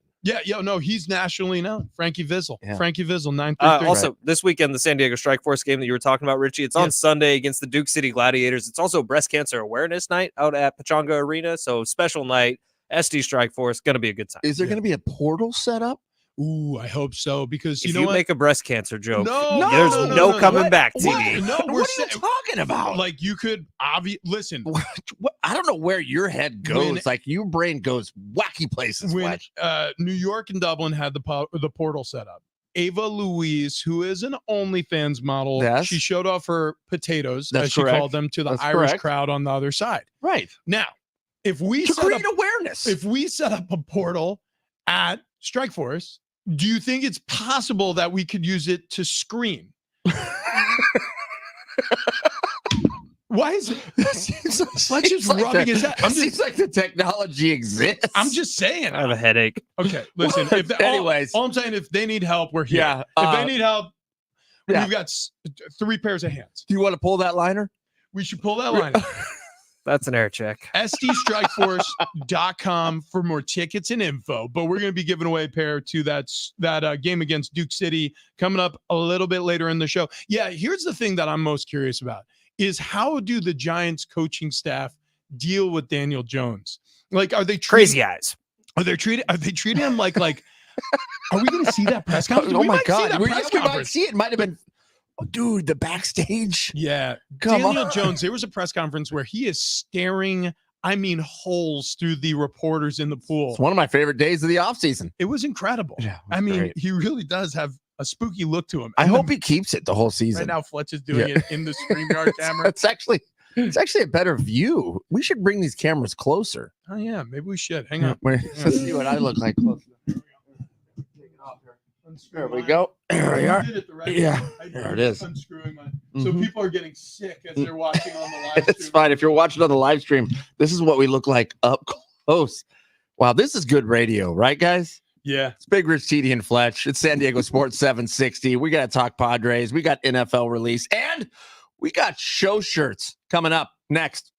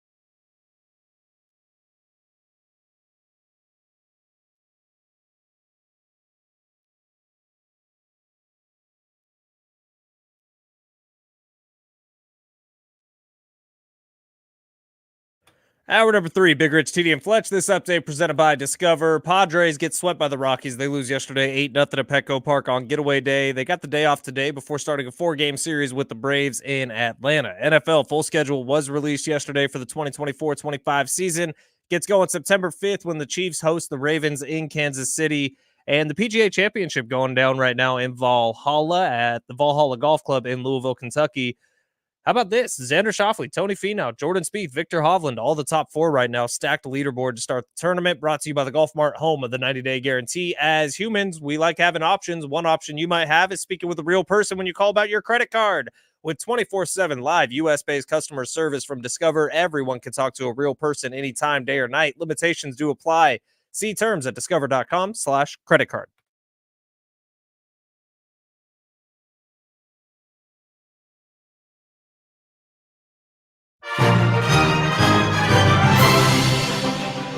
Big Rich, TD, and Fletch with you. San Diego Sports 760.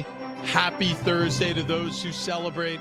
Anybody who is fixated on the Padres did not have a happy Wednesday. We'll get into that in just a few moments. But anybody who is interested in the NFL, even a little bit, yesterday was a good day, especially yesterday evening. So at 5 o'clock West Coast time, the NFL announced their 2024 schedule, and it is exactly what it is every year. It's the NFL. They don't miss. They can't miss. They're going to dominate the schedule come the fall. And yes. There it is. And it just is what it is every year. So the 2024 schedule is going to showcase the Cowboys, the 49ers, and the Jets actually 6 times on primetime. Those are the 3 teams that get the most primetime games. Are you guys in or out on the schedule release videos that the teams have been making? I like them. So the Tennessee Titans did a cool one where they were going down Broadway in Nashville, and they were interviewing just random people on the street and showing the pictures of the opponents, like the team logos of the opponents, and everyone's getting them all wrong. The one last year was better. I remember laughing at the one from last year a lot more than the Houston Texans. I thought was really creative this year. They did those ASMR hydraulic press videos, you know? Except they put the mascots of every team in the hydraulic press, so it was like a jaguar getting squished, and you could just see the little like parts of it coming out of the hydraulic press. I thought that was clever. The Chargers put a lot of money and work into theirs, it seemed like, because they did the Sims, the old video game that I never really played. I don't know if you guys did, but it was the entire schedule released was in sim form. Yeah, I saw it, and they did a couple of things that were really funny, like in the closing credits, they had Aaron Rodgers holding a radioactive baby, like nervous about a 5G tower because I guess they were teasing him for being a conspiracy theorist. Yeah. There was another funny one because it was Harrison Butker, who's the kicker for the Kansas City Chiefs, did the commencement address at the graduation for Benedictine College. People are not happy about that speech. There's a petition going around that I think has about 70,000 signatures now to take him off the team. Yeah. People are pissed at Harrison Butker because he said a lot of things, a lot of anti-gay rhetoric, a lot of things about how women have a place in the kitchen instead of the workforce. And so he said they should have more babies than thoughts. The Chargers put him in the kitchen, like literally, like for their Chiefs preview was Harrison Butker like cutting up like eggplant and baking things. Man, between Harrison Butker and Rashee Rice, the Chiefs have had kind of a rough offseason. Yeah, in terms of public opinion. Yeah. Well, I mean, I don't get the commencement speech thing of you want to like make it a political statement. Like, why aren't they supposed to be just about how great the future is going to be? I don't get it either. I saw Jerry Seinfeld speak at Yale, and I thought he did a pretty good job. But here's the thing, even that speech, even though I don't think he got political at all, or at least I didn't see a clip of him getting political, people still roasted him. I think it's a lose-lose. I think if you're a famous person and you think it's a good idea to go speak at a college graduation, think again, because it doesn't sound like something that you're going to survive well. The best that can happen is nobody talks about it. That's about, because when people talk about it, typically it's negative. Where did Conan O'Brien do that? Is it Dartmouth? I don't know. Conan he went O'Brien, to Harvard, right? Yeah, he was Harvard grad. Maybe it was Harvard. I Yeah, don't know. he's a Harvard. I know grad. Daniel- He like roasted the school. Yeah, Oh, yeah. Daniel it was Tosh great. got invited to do one at one point, and he just made a complete mockery of it. He was like, "High school? How'd you do it?" Yeah, Dartmouth College is where he did the commencement speech, and I thought that was a funny one. Yeah, look, there are good ones, there are bad ones, but the ones that get the publicity are the bad ones. So Right. yeah, the Chargers roasted Harrison Butker. It's fun, right? And that's the thing about the NFL is they know how to have fun. Not only the PR departments for these teams, but also the NFL in general. Like, we're in May. It's mid-May. There should be no NFL news, but they're so smart because they know that people really aren't that interested in the NBA postseason. Just look at the ratings on a game in, game out basis. Just look at, There's still a month and a half left. just of look the at, NBA yeah, I mean, we postseason. haven't even reached the conference finals yet. Yeah. We have our first ticket punch for the conference finals, by the way. It was the Celtics who outlasted the Cavs. So they're going to wait for either the Pacers or the Knicks to find their way out of that series to see who they're going to beat in the conference finals. But that's the other thing is the predictability of the NBA. It's awful. The postseason, because there's 7 games each series, the better team usually prevails. It's rare that you have a Miami Heat go from playing round all the way to the championship round. It's just rare. And what a bummer in that series. Donovan Mitchell missing the last 2 games. You felt like he was the only hope for the Cavs. When he was playing good, they looked competitive against the Celtics. And then in the last 2 games, when he was out, they had nothing. So Dallas, San Francisco Jets, they get 6 primetime games. There's going to be 9 teams with 5 primetime games. How about this? The Colts, the Titans, the Patriots, the Cardinals only get 1 primetime game. How far the Patriots have fallen. The Patriots routinely had the most primetime games with Belichick and Brady.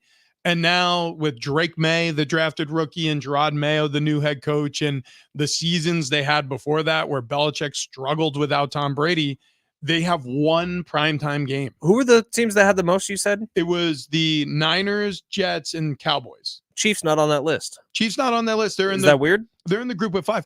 It's a little weird, but I think there's a little bit. I think the NFL is smart. Little There's- fatigue? The Taylor Swift fatigue is real. Now, I'm a Taylor Swift fan. I think her music's good. I am a fan of the Chiefs and their winning ways. I think Patrick Mahomes is good for this league. I love Travis Kelce. But I am also aware that there is a large faction of the NFL fan base who's sick to their stomach every time they show her on the screen. And the NFL is aware of that too. In fact, I guarantee some of those people who complain about it are in the owner offices. Yeah, but part of that, though, Cowboys, Niners, Jets, I mean, you start to think about what teams have the largest fan base. Yeah. You know, and the Dallas Cowboys and San Francisco 49ers have massive fan bases. So, of course, you want them on primetime. Also, don't look too much further past just market size. Yeah. San Francisco Bay Area market size is what, top 3 in the country? Right, It's right. at least top 5. Dallas, the Who's number Metroplex. 3? Is it Chicago, New York, LA, Chicago? I know Yeah. it's New York, LA. So- I don't know what's after that. New York, Dallas, and San Francisco are 3 of the teams that are getting the most primetime games for obvious reasons. They're all 3 of them are in the top 5 in terms of population and market size. Well, there's Jets fans from coast to coast. There's Cowboy fans from coast to coast. There's a Niner lot of them. fans from country to country, coast to coast. and also all over the world. The quarterbacks are interesting. Yeah, People, yeah. there's a lot of Dak Prescott fans. There's a lot of Aaron Rodgers fans. And also Aaron Rodgers is a controversial figure. So when you polarize the audience, you get a lot of eyeballs. Brock Purdy is one of the most talented quarterbacks in the league. So you have interest everywhere you look. There's one team that doesn't get a primetime game.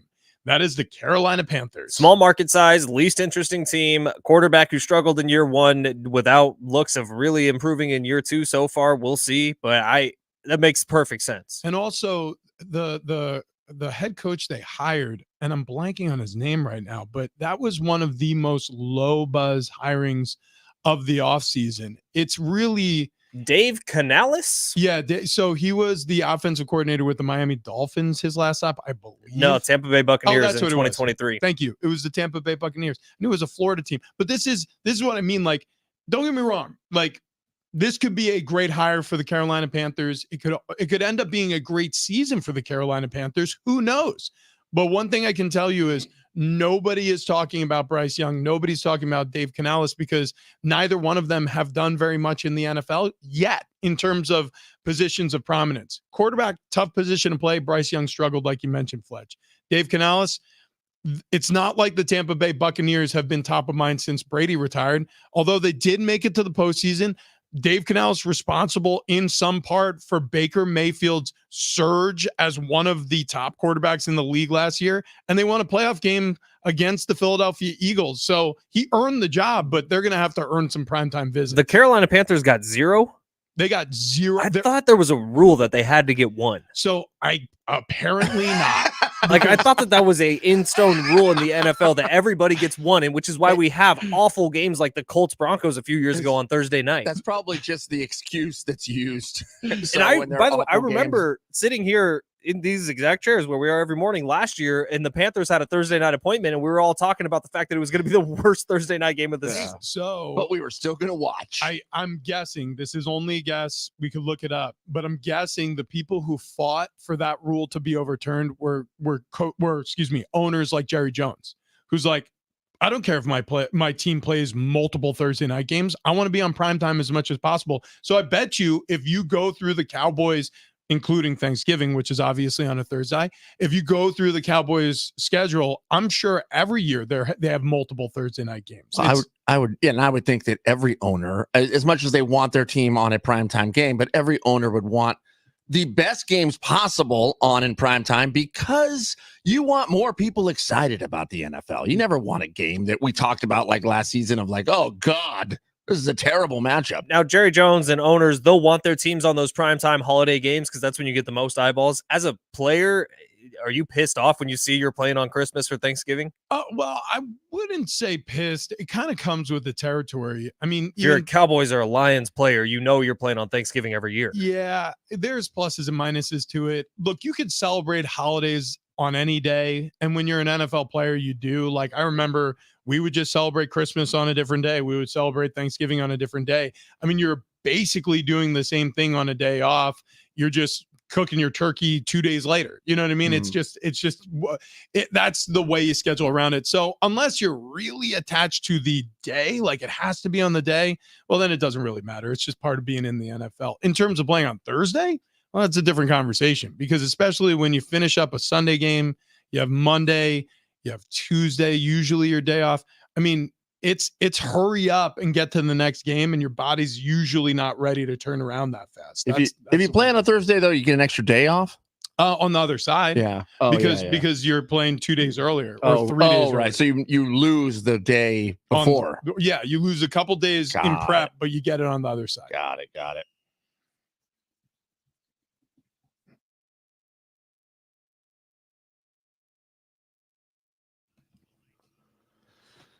Well, let's kick things off with the Padres. They lost to the Rockies again. 8-0 last night. It was an impressive loss. I mean, 8-0. Good Lord. 4 hits total for the Padres. Donovan Solano responsible for half of those hits. Jerkson Profar had one? He did. That is correct. Xander had another one. Xander, yeah. Yeah, I mean, so AKA waste of money. We are getting hot here in San Diego. If you're keeping score, though, that's 3 wins in a row for the Rockies, and I believe they call that a sweep. That's right. Yeah. Adam Sandler's Happy Gilmore 2 has officially been given the green light. Woo!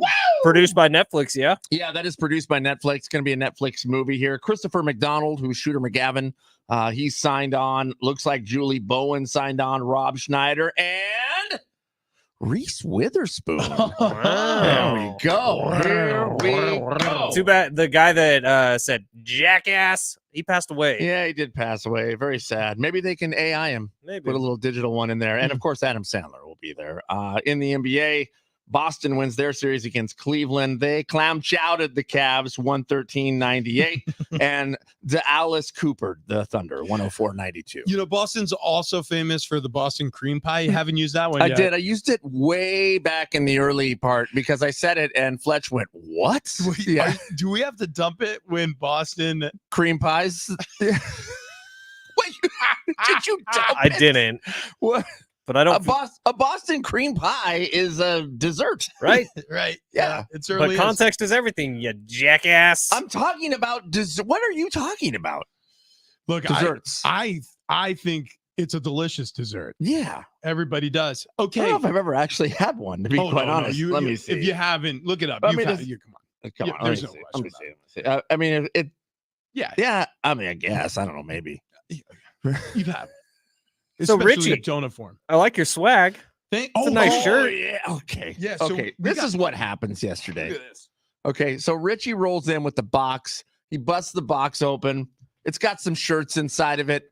Shirts that you made, handcrafted. I did. Mhm. I did. Double spun ring cotton. Yeah, that's right. I was on the loom all night. And then I put them in a cardboard box and I shipped them to myself. Did you not wear it at your house? Because I know you have a dog, but dog hair sticks to that shirt, man. So yeah, I did wear it at the house, but I stayed away from the dog. You're absolutely right. And I like to wear black t-shirts. I avoid my dog sometimes like the plague. There are times where I'll take my shirt off just to snuggle with her because she has white fur also.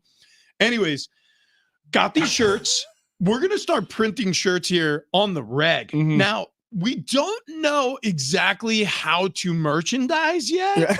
So we'll figure that part out Right, in right, case because- anybody out there wants shirts. Because this one, so okay, no secret here. We do an afternoon show over on the Rock Station, Oh, yeah. 105 KGB. So at 3:00, we start that little gig, and this is a very Guns N' Roses themed Big Rich, TD, and Fletch shirt. Yeah, so I made sure I had the what do you call it, like the gray and black. It almost looks like a rose tattoo. Yeah. Kendall thought it was Beauty and the Beast. Oh wow. Okay. She's, Well, she's they're Disney. fixated on Disney. She's Disney all the way. Yeah, fixated on Disney. Which I can't wait to see her to Disneyland. Is she into Disney trivia? Is she into like Everything. Wow. Okay. Like if she's sick, she's watching Cinderella. I cannot wait. If to I'm be at watching Disneyland. Cinderella, you know I'm sick. Like that. That's how you know. Yeah. Yeah. So, anyways, we will find out how to get our listeners and people who want these shirts. We'll try to get them in your hands Right. at some point soon. The Padres, unfortunately, as you mentioned in your halftime there, TD, they did lose 8-0 to the Rockies. They didn't lead. God. They didn't lead, not even for a moment, not a single inning during the course of this 3-game sweep. This beatdown that the Rockies put on the What the Padres. hell is happening? I think you've yawned and burped in the last 2 minutes. It was tough. It's been a fine. tough 2 minutes. It's really Fine. trying, especially when I talk about the Padres. You get really emotional. Get a gave little up- gassy. They gave up 19 runs to the Rockies over 3 days. They were awful. That's cool. Here's Mike Schilt They talking scored about 7. the effort yesterday. In a moment. Yeah. Listen, Yeah, sometimes you have I to. didn't know you were he- going to this. Sometimes right he what Mike Schill likes to do is he starts the press conferences with a big moment of silence. Yeah, yeah. So that's what you're hearing It's right out of respect now. for the troops. Yeah, exactly.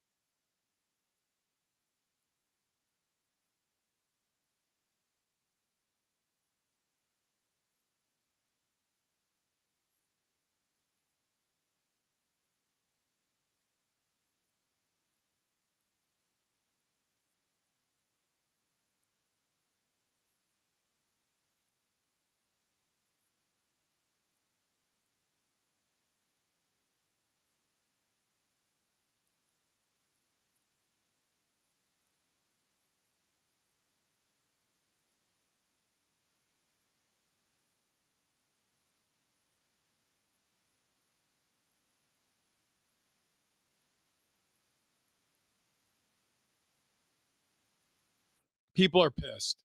Padres fans are pissed off at Mike Schilt because they feel like he is saccharine, like he's overly sweet. He is overly optimistic. He's overstating how close this team is to being a good team.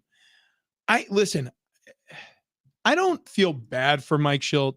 He's being paid handsomely to wear a Padres costume and talk to the media every other day. Like he's living good. Mike Shildt is going to retire one day. He's going to be remembered fondly by baseball people. He's had a lot of success in his career. Mike Shildt's fine. So I don't feel bad for Mike Shildt being in this position.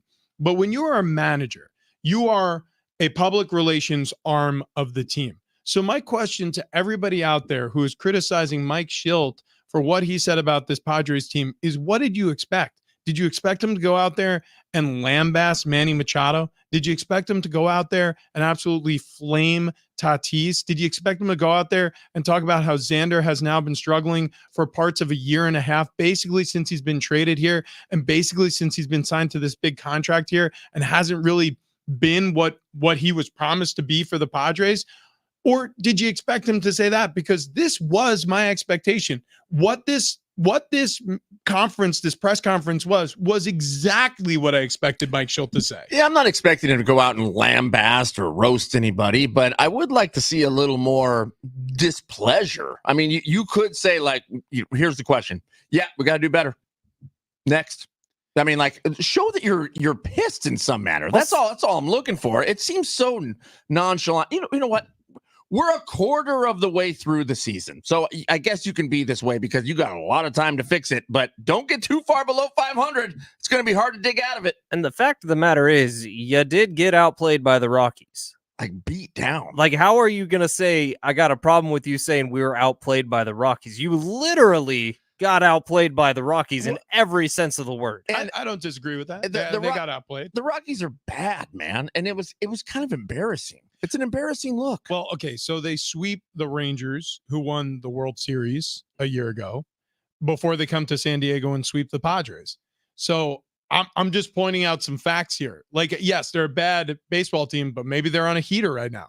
So sometimes you catch the bear, sometimes the bear catch you. Are the Dodgers a better team than the Padres? The answer is yes. The answer is yes. But the Padres have won both of the series, one home, one in LA, and split one in Seoul, South Korea so far this season. The Dodgers are a better team than the Padres. There is no question in my mind about that.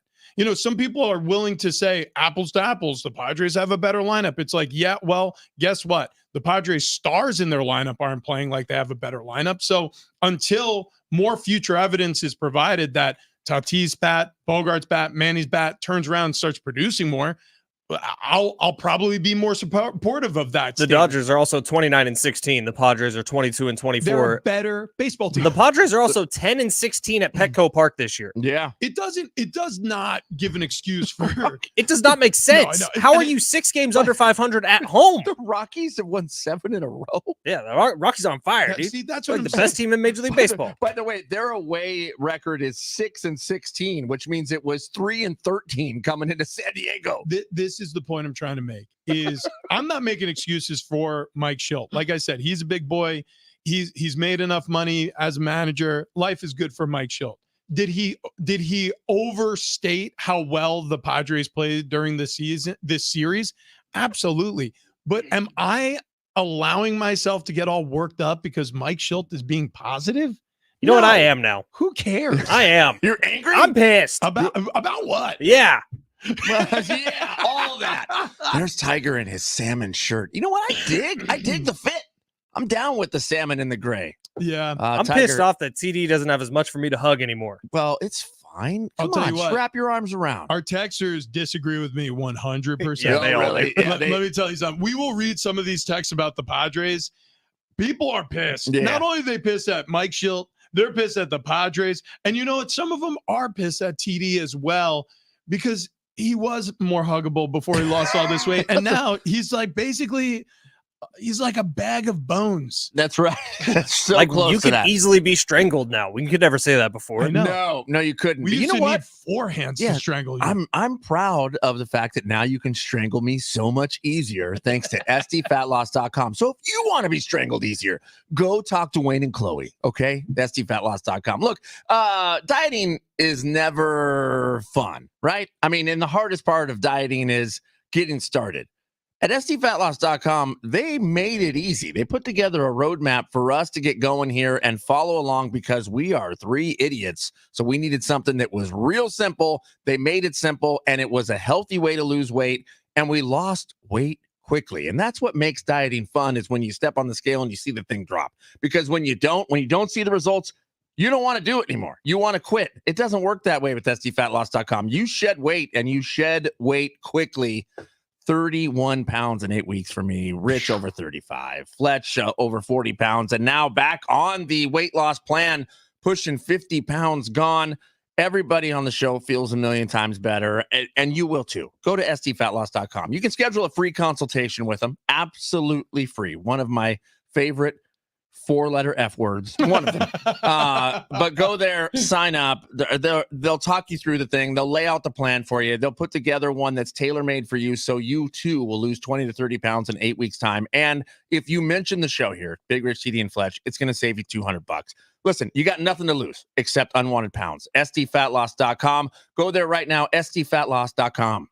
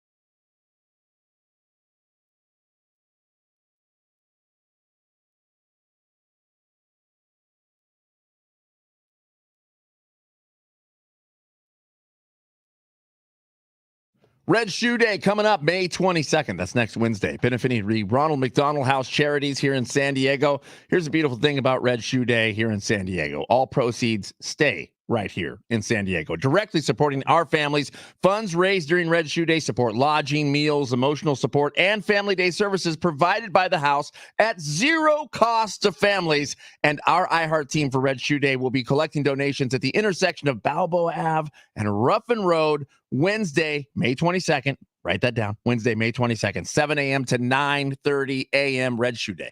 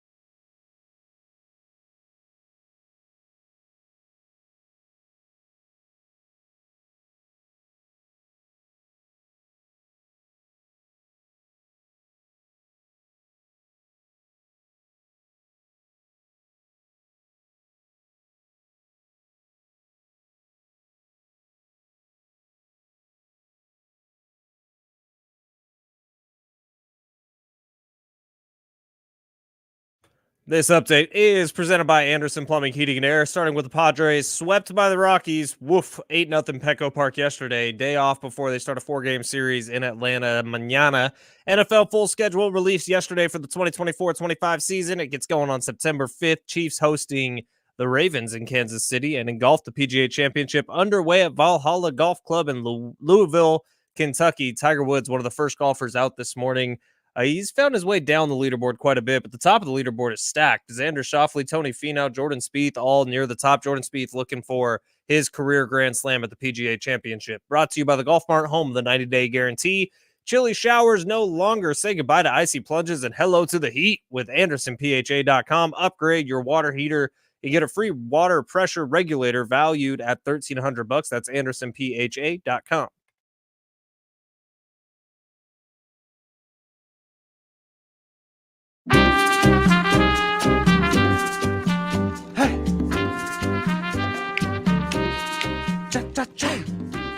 I do like this. Royalty-free music actually has some bangers. Hell yeah, dude. And hell yeah, dude. It's royalty-free. Bigger CD and Fletch, San Diego Sports 760. If you are listening on the free iHeartRadio app, we thank you very much. Also, hit us up on the talkback mic. While you're listening on the free iHeartRadio app, you'll see a microphone on the lower right-hand side. Little red mic there. Tap that. You can send us a message. You can yell at Rich for his dumb take and Mike Schilt. Yeah, idiot. Yeah, dumb. He's not in here, so we can say he's so dumb. We also have a pair of tickets to go see San Diego Strikeforce coming up this Sunday at Pechanga Arena as they take on the Duke City Gladiators on Breast Cancer Awareness Night. Go to sdstrikeforce.com for tickets and info. Yeah, and if you want those tickets, just be listening for the next 5 minutes. We'll tell you how to win them. Yep, we definitely will. So we got texts. We got a lot of texts about the Padres, about the disappointment as they leave town for a 7-game road trip. They start in Atlanta. They go to Cincinnati next. Then they'll be back at Petco Park hosting the Yankees. So this isn't going to be an easy stretch for the Pods. And it hasn't been an easy stretch for the Pods the whole season. They've made it more difficult, it feels. And people are pissed. You know, people are saying, look, all right, how about this? You're dumb. No. Manny and Xander are giving Padres fans the yawn burp combo for 2+ years now. That's not good. No. Although accurate. You add a fart, you'll explode. Yeah. Let's see. I'm scrolling because one of our texters really pounds us on the low tones. Why is Tiger Woods so ripped? Oh, how about this? He's also very sweaty. Yeah, he is. Xander and Manny need to do laps. Maybe that'll straighten them out. Yeah, maybe that would. Mike Schilt, what a Schilt show. There's another one. Let's see. Let's keep scrolling and scrolling. We've gotten a lot. We've got like 200 texts this morning. Oof, the Padres are really struggling. Let's see. I mean, keep it simple. Sound displeased. Yeah, Jeremy. There's another one. Yeah. Look, it was a joke on all fronts. Yeah. It's been only negative. I haven't seen a single positive Padres text. Well, when you get swept by the Rockies, not a whole lot of positivity floating around the fan base. And when the guys that you literally are buying your children jerseys of, Fernando, Manny, Xander, aren't doing anything, like that makes it all the worse. How about this? Thankfully, when they fire AJ, this from the 619, they're going to fire Mike Schilt as well. Let's see. I don't know. You think they'll give the new clean GM, house? Yeah, they'll give the new GM a chance to hire the zone manager. This from wow. Do you want us to take the long view, then stop focusing on the prior 4 series, start focusing on the 2 games under 500? Look, here's the deal. The Padres, this is who they are. This is exactly what we're looking at. What you see is what you get with the Padres. They are a 500 ball club. So for all the good, you're going to have bad. That is exactly the way you should state it when you're thinking about the Padres in your head. Your mantra should be, okay, allow the good times, if you're an optimist, to feel really good. Because guess what? Lurking around the corner, there are going to be some rough times. They're not going to escape 2 or 3 games over 500 because they'll screw it up. That's what they've conditioned us. That's what they've taught us. That's how this is going to be this season. I mean, it's not just season. That's the problem, is we've been conditioned for seasons. Okay, yeah. So 2023, same thing. So my point is, why is everybody getting so bent out of shape about Mike Schilt because of what he's saying over one series? This is who they are. This is who they were with Bob Melvin. This is who they are with Mike Schilt. This isn't a Mike Schilt problem. This wasn't a Bob Melvin problem. Bob Melvin was scapegoated. Do you people not understand? This has nothing to do with the managers. In AJ Preller's time, we've seen 6 managers. It has nothing to do with who's managing this baseball team. It's what I said when Bob Melvin was hired. It's what I said when Bob Melvin was fired. It's what I said when Jace Tingler was hired. It's what I said when Jace Tingler was fired. It's what I said when Andy Green was fired. It doesn't matter who manages this team. What the common denominator the whole way is AJ Preller. So if you love how it's going, you want AJ Preller to continue being the GM and the president of baseball operations. If you don't like it, then you know what to do. Yeah, well, it's that simple. Yeah. I mean, look, all of a sudden the Padres could go on a winning streak, and then this is all for naught. I mean, and you know what? They probably will, because that's what the Padres do. Yeah, it's just up and down as Fletch is making the roller coaster motion over here with his hand. That's what we see. That's what we're accustomed to. My guess is they start to win a few games here. Yeah. And then my guess is they get back to about 500, maybe a couple games over. Then my guess is they lose a bunch, and then we're all pissed off again because they're a couple games under 500. And that's what we're going to do for 160 of these. Don't let yourself get pissed off. And also, by the way, if you've been keeping score, don't allow yourself to get over your skis when they start winning again, because this is who the Padres are. This is what they're telling you. They are a 500 ball club.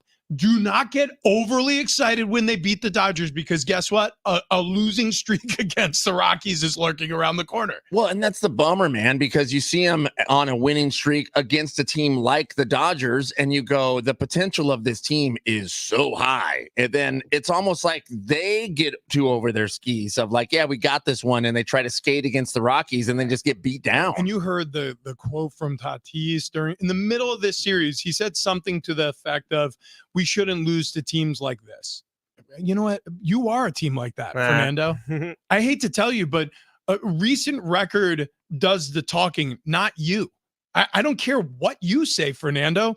And by the way, not for nothing, since the steroid ban, Fernando hasn't done a whole lot of nothing. Here's the danger that the Padres have. They have the danger of becoming irrelevant because they've done a lot for the city of San Diego over the last few years, and the city of San Diego has responded a lot over the last few years. If you do this hover around 500, or even worse, hover a few games below 500, people will stop caring. And I already feel like I'm getting there, man. This team pisses me off, and I don't have room in my life to be pissed off. But don't let it. Don't take it so seriously. But it is serious. Like, I know that we always say it's just sports. Like, you don't let it get over your skis, but it's not just sports. Like, it is the feeling of community in a community like San Diego. It is more than just sports for people. It's religion. It's everything that you have relationships. To your point, was a special postseason, and I got wrapped up in it. Everyone did. The city of San Diego collectively, you could feel the buzz around the city. No, it was incredible. It was magic. You're not wrong. You're not wrong. It was magic. And by the way, the NFL, same thing. It's not just sports. Like, it is a way of life for people. I know people who literally for the last 20 years have followed the 49ers from place to place to place because that's their life. That is for however many weeks, whether it was 16, 17, 18, and future it's 20. That's what they're going to do for those 20 weeks. They're going to spend 40% of their paychecks that they get in a year on going to 49ers games. Same with WWE. Yeah. Professional tag. I guess, guys, what it is. We're all going to die. Is just. Wow. Really took a turn. You want a Padre positive? I got a San Diego positive. What's that? Xander Schauffele's freaking tearing it up out of Valhalla. He played really well last week, almost won. And this week, dude, he's picking up where he left off. I think he already has 7 birdies on the card. Yeah. Padre positive. They will not lose today.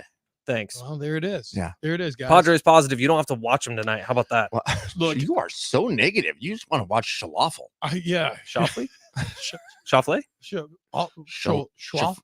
Scheffel. San Diego State alum, baby. I don't actually know if he graduated, but he went to San Diego State. Boy, there are so many extra letters in his name. Yeah, that like unnecessary letters. I'll tell you what, the Germans are sneaky. They will just pile them in there. They really will. Is he German? What? He's German born. Wow. Or- Well, or he at very played on least Team his USA in the Olympics. Father is. Is Tiger winning for the sweatiest athlete out on the course today? Yeah, I'm not there. He is sweating. Yeah, I mean, very sweaty. And he did say athlete. Why would he wear as a former fellow sweaty guy? Why would you wear a color that highlights sweat? See, Maybe he wants to show off the sweat. that's a good point. You know what I mean? Show I mean, everybody how hard he's working. yeah, because he's ripped out there. Like I know for me, baby blue shirts just aren't in the picture. I'm gonna say one thing. Can't wear them. One thing, regardless of Tiger Woods' score today on this opening round of at Valhalla, there's no way he's getting outplayed. No way. Because you know what? He's putting together some good things out there. He's 1 over par through 13 holes for him. All right, we got tickets. We got to give these away. If you want to win them for SD Strike Force against Duke City on Breast Cancer Awareness Night, 877-767-4760. Call in 2 minutes. So at 8:45. At 8:45, and you can win those SD Strike Force tickets. SDStrikeForce.com for more tickets and info. Winner. 877-767-4760. We will fill you in on what Fletch just won. Coming up next.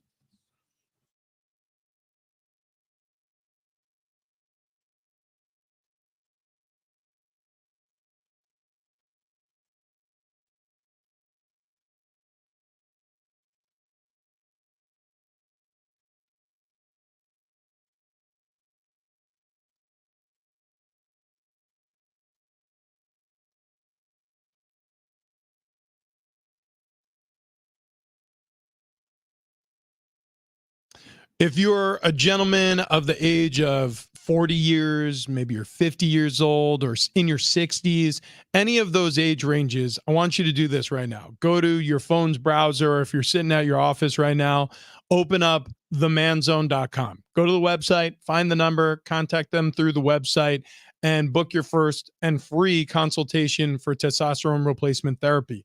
The reason why I'm asking you to do this is because you're not guaranteed to be a candidate. It's not like you're going to go in there and they're just going to hand you over testosterone. No, you're going to get a testosterone test. And why is that important?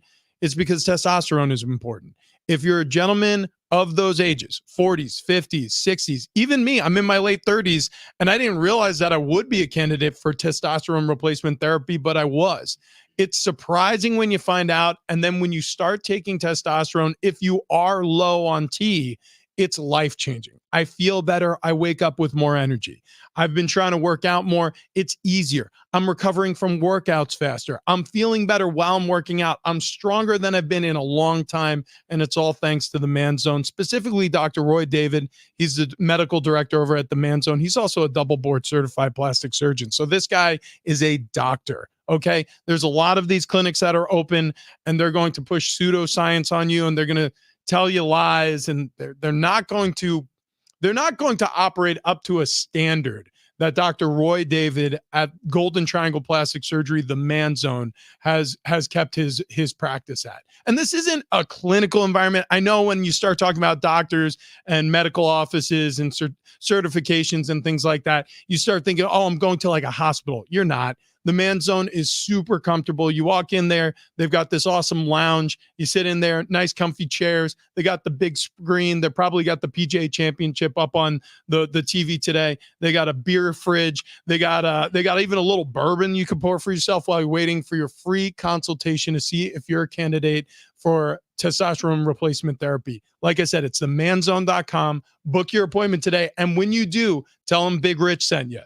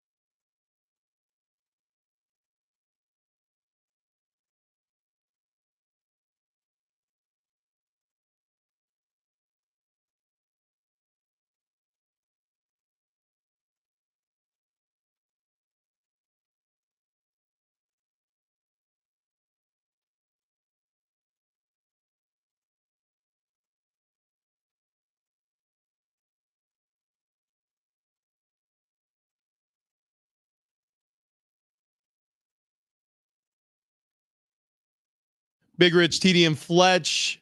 Congrats to the Strike Force ticket winner. Who got those tickets? Sean. Good job, Sean. Excited for you as they take on the Duke City Dukes. Duke City Gladiators. Thank you very much. Duke City Pretty Dukes. badass name, actually. Duke City Gladiators is a pretty badass By name. the way, what is Duke City? It's the city of Duke. Yeah. Is that it? New Jack. Is that where is Duke City? I mean, I don't look know. I that don't up. know. Let's I see. mean, San Diego I'm familiar with. San Diego Strike They Force. play out of Rio Rancho, New Mexico, Wow. a suburb of Albuquerque. All right. Which makes sense. Duke City. Of course. Of course. Rio Rancho, New Mexico is where Grandma Great Dale Oh, no kidding. used to live. That where Breaking Yeah. Bad was filmed. In Rio Rancho, no, it was Albuquerque, near Albuquerque. Rio Mm. Rancho. It's The suburbs. just outside Albuquerque. Yeah, if you live on the suburbs though, and you claim ABQ, people will come for you. Yeah, they will. Because I Yeah. mean, don't claim ABQ Mm-mm. unless you're down. Yeah, Um, Grandma Great, big fan of Duke City Gladiators. Yeah, she always has Mm-hmm. been. So, we're gonna have those tickets tomorrow as well. Yeah. Okay, cool. John Jim, Darren Smith show, they got them too. Dude, they got a pretty cool logo too, though. I know Like the cross going through the the Spartan helmet. Yeah, Dude, that is It's actually pretty rad, rad. right? Yeah, that is pretty cool. All right. So lot we discussed today. PGA Championship going on.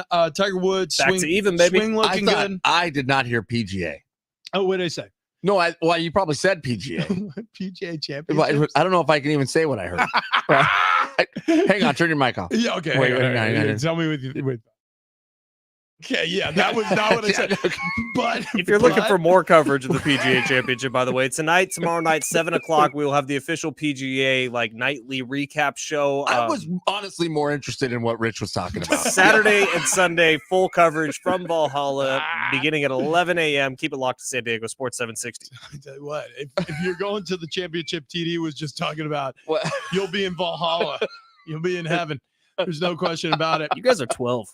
Listen, the Padres, we also covered them and Mike Schilt's comments, which I do get it. When Fletch explained it, I really do think you explained it well. Sports are fun when you're winning and there's that great community vibe. Like, rewind the clock to 2022, the postseason was special. And I completely agree with what everybody's saying out there about their discontent with this team. But again, I know it may feel good and cathartic, but Mike Schilt is not the person you want to blame. This is a Manny Machado problem. This is a Fernando Tatis Jr. problem. This is a Xander Bogaerts problem. This is an AJ Preller problem. If this team doesn't play well, you can blame some common denominators. The big money people are the people who put this team together. Mike Schilt has been here for literally hours compared to the length of time some of those guys I just mentioned were a part of this team. Who do we thank today, Fletch? Thank listener Sean, who won those Strike Force tickets. Thank you, Rich. Thank you, TD, the roadies, the dogs, the hangers, the bangers. We also thank Jordan Spieth for winning me some prize picks, baby. I already got one win on the card today. Big one's coming up later. Okay, baby. Dogs, promo code DOGS, DOGF, bark a bark. The Herd's next.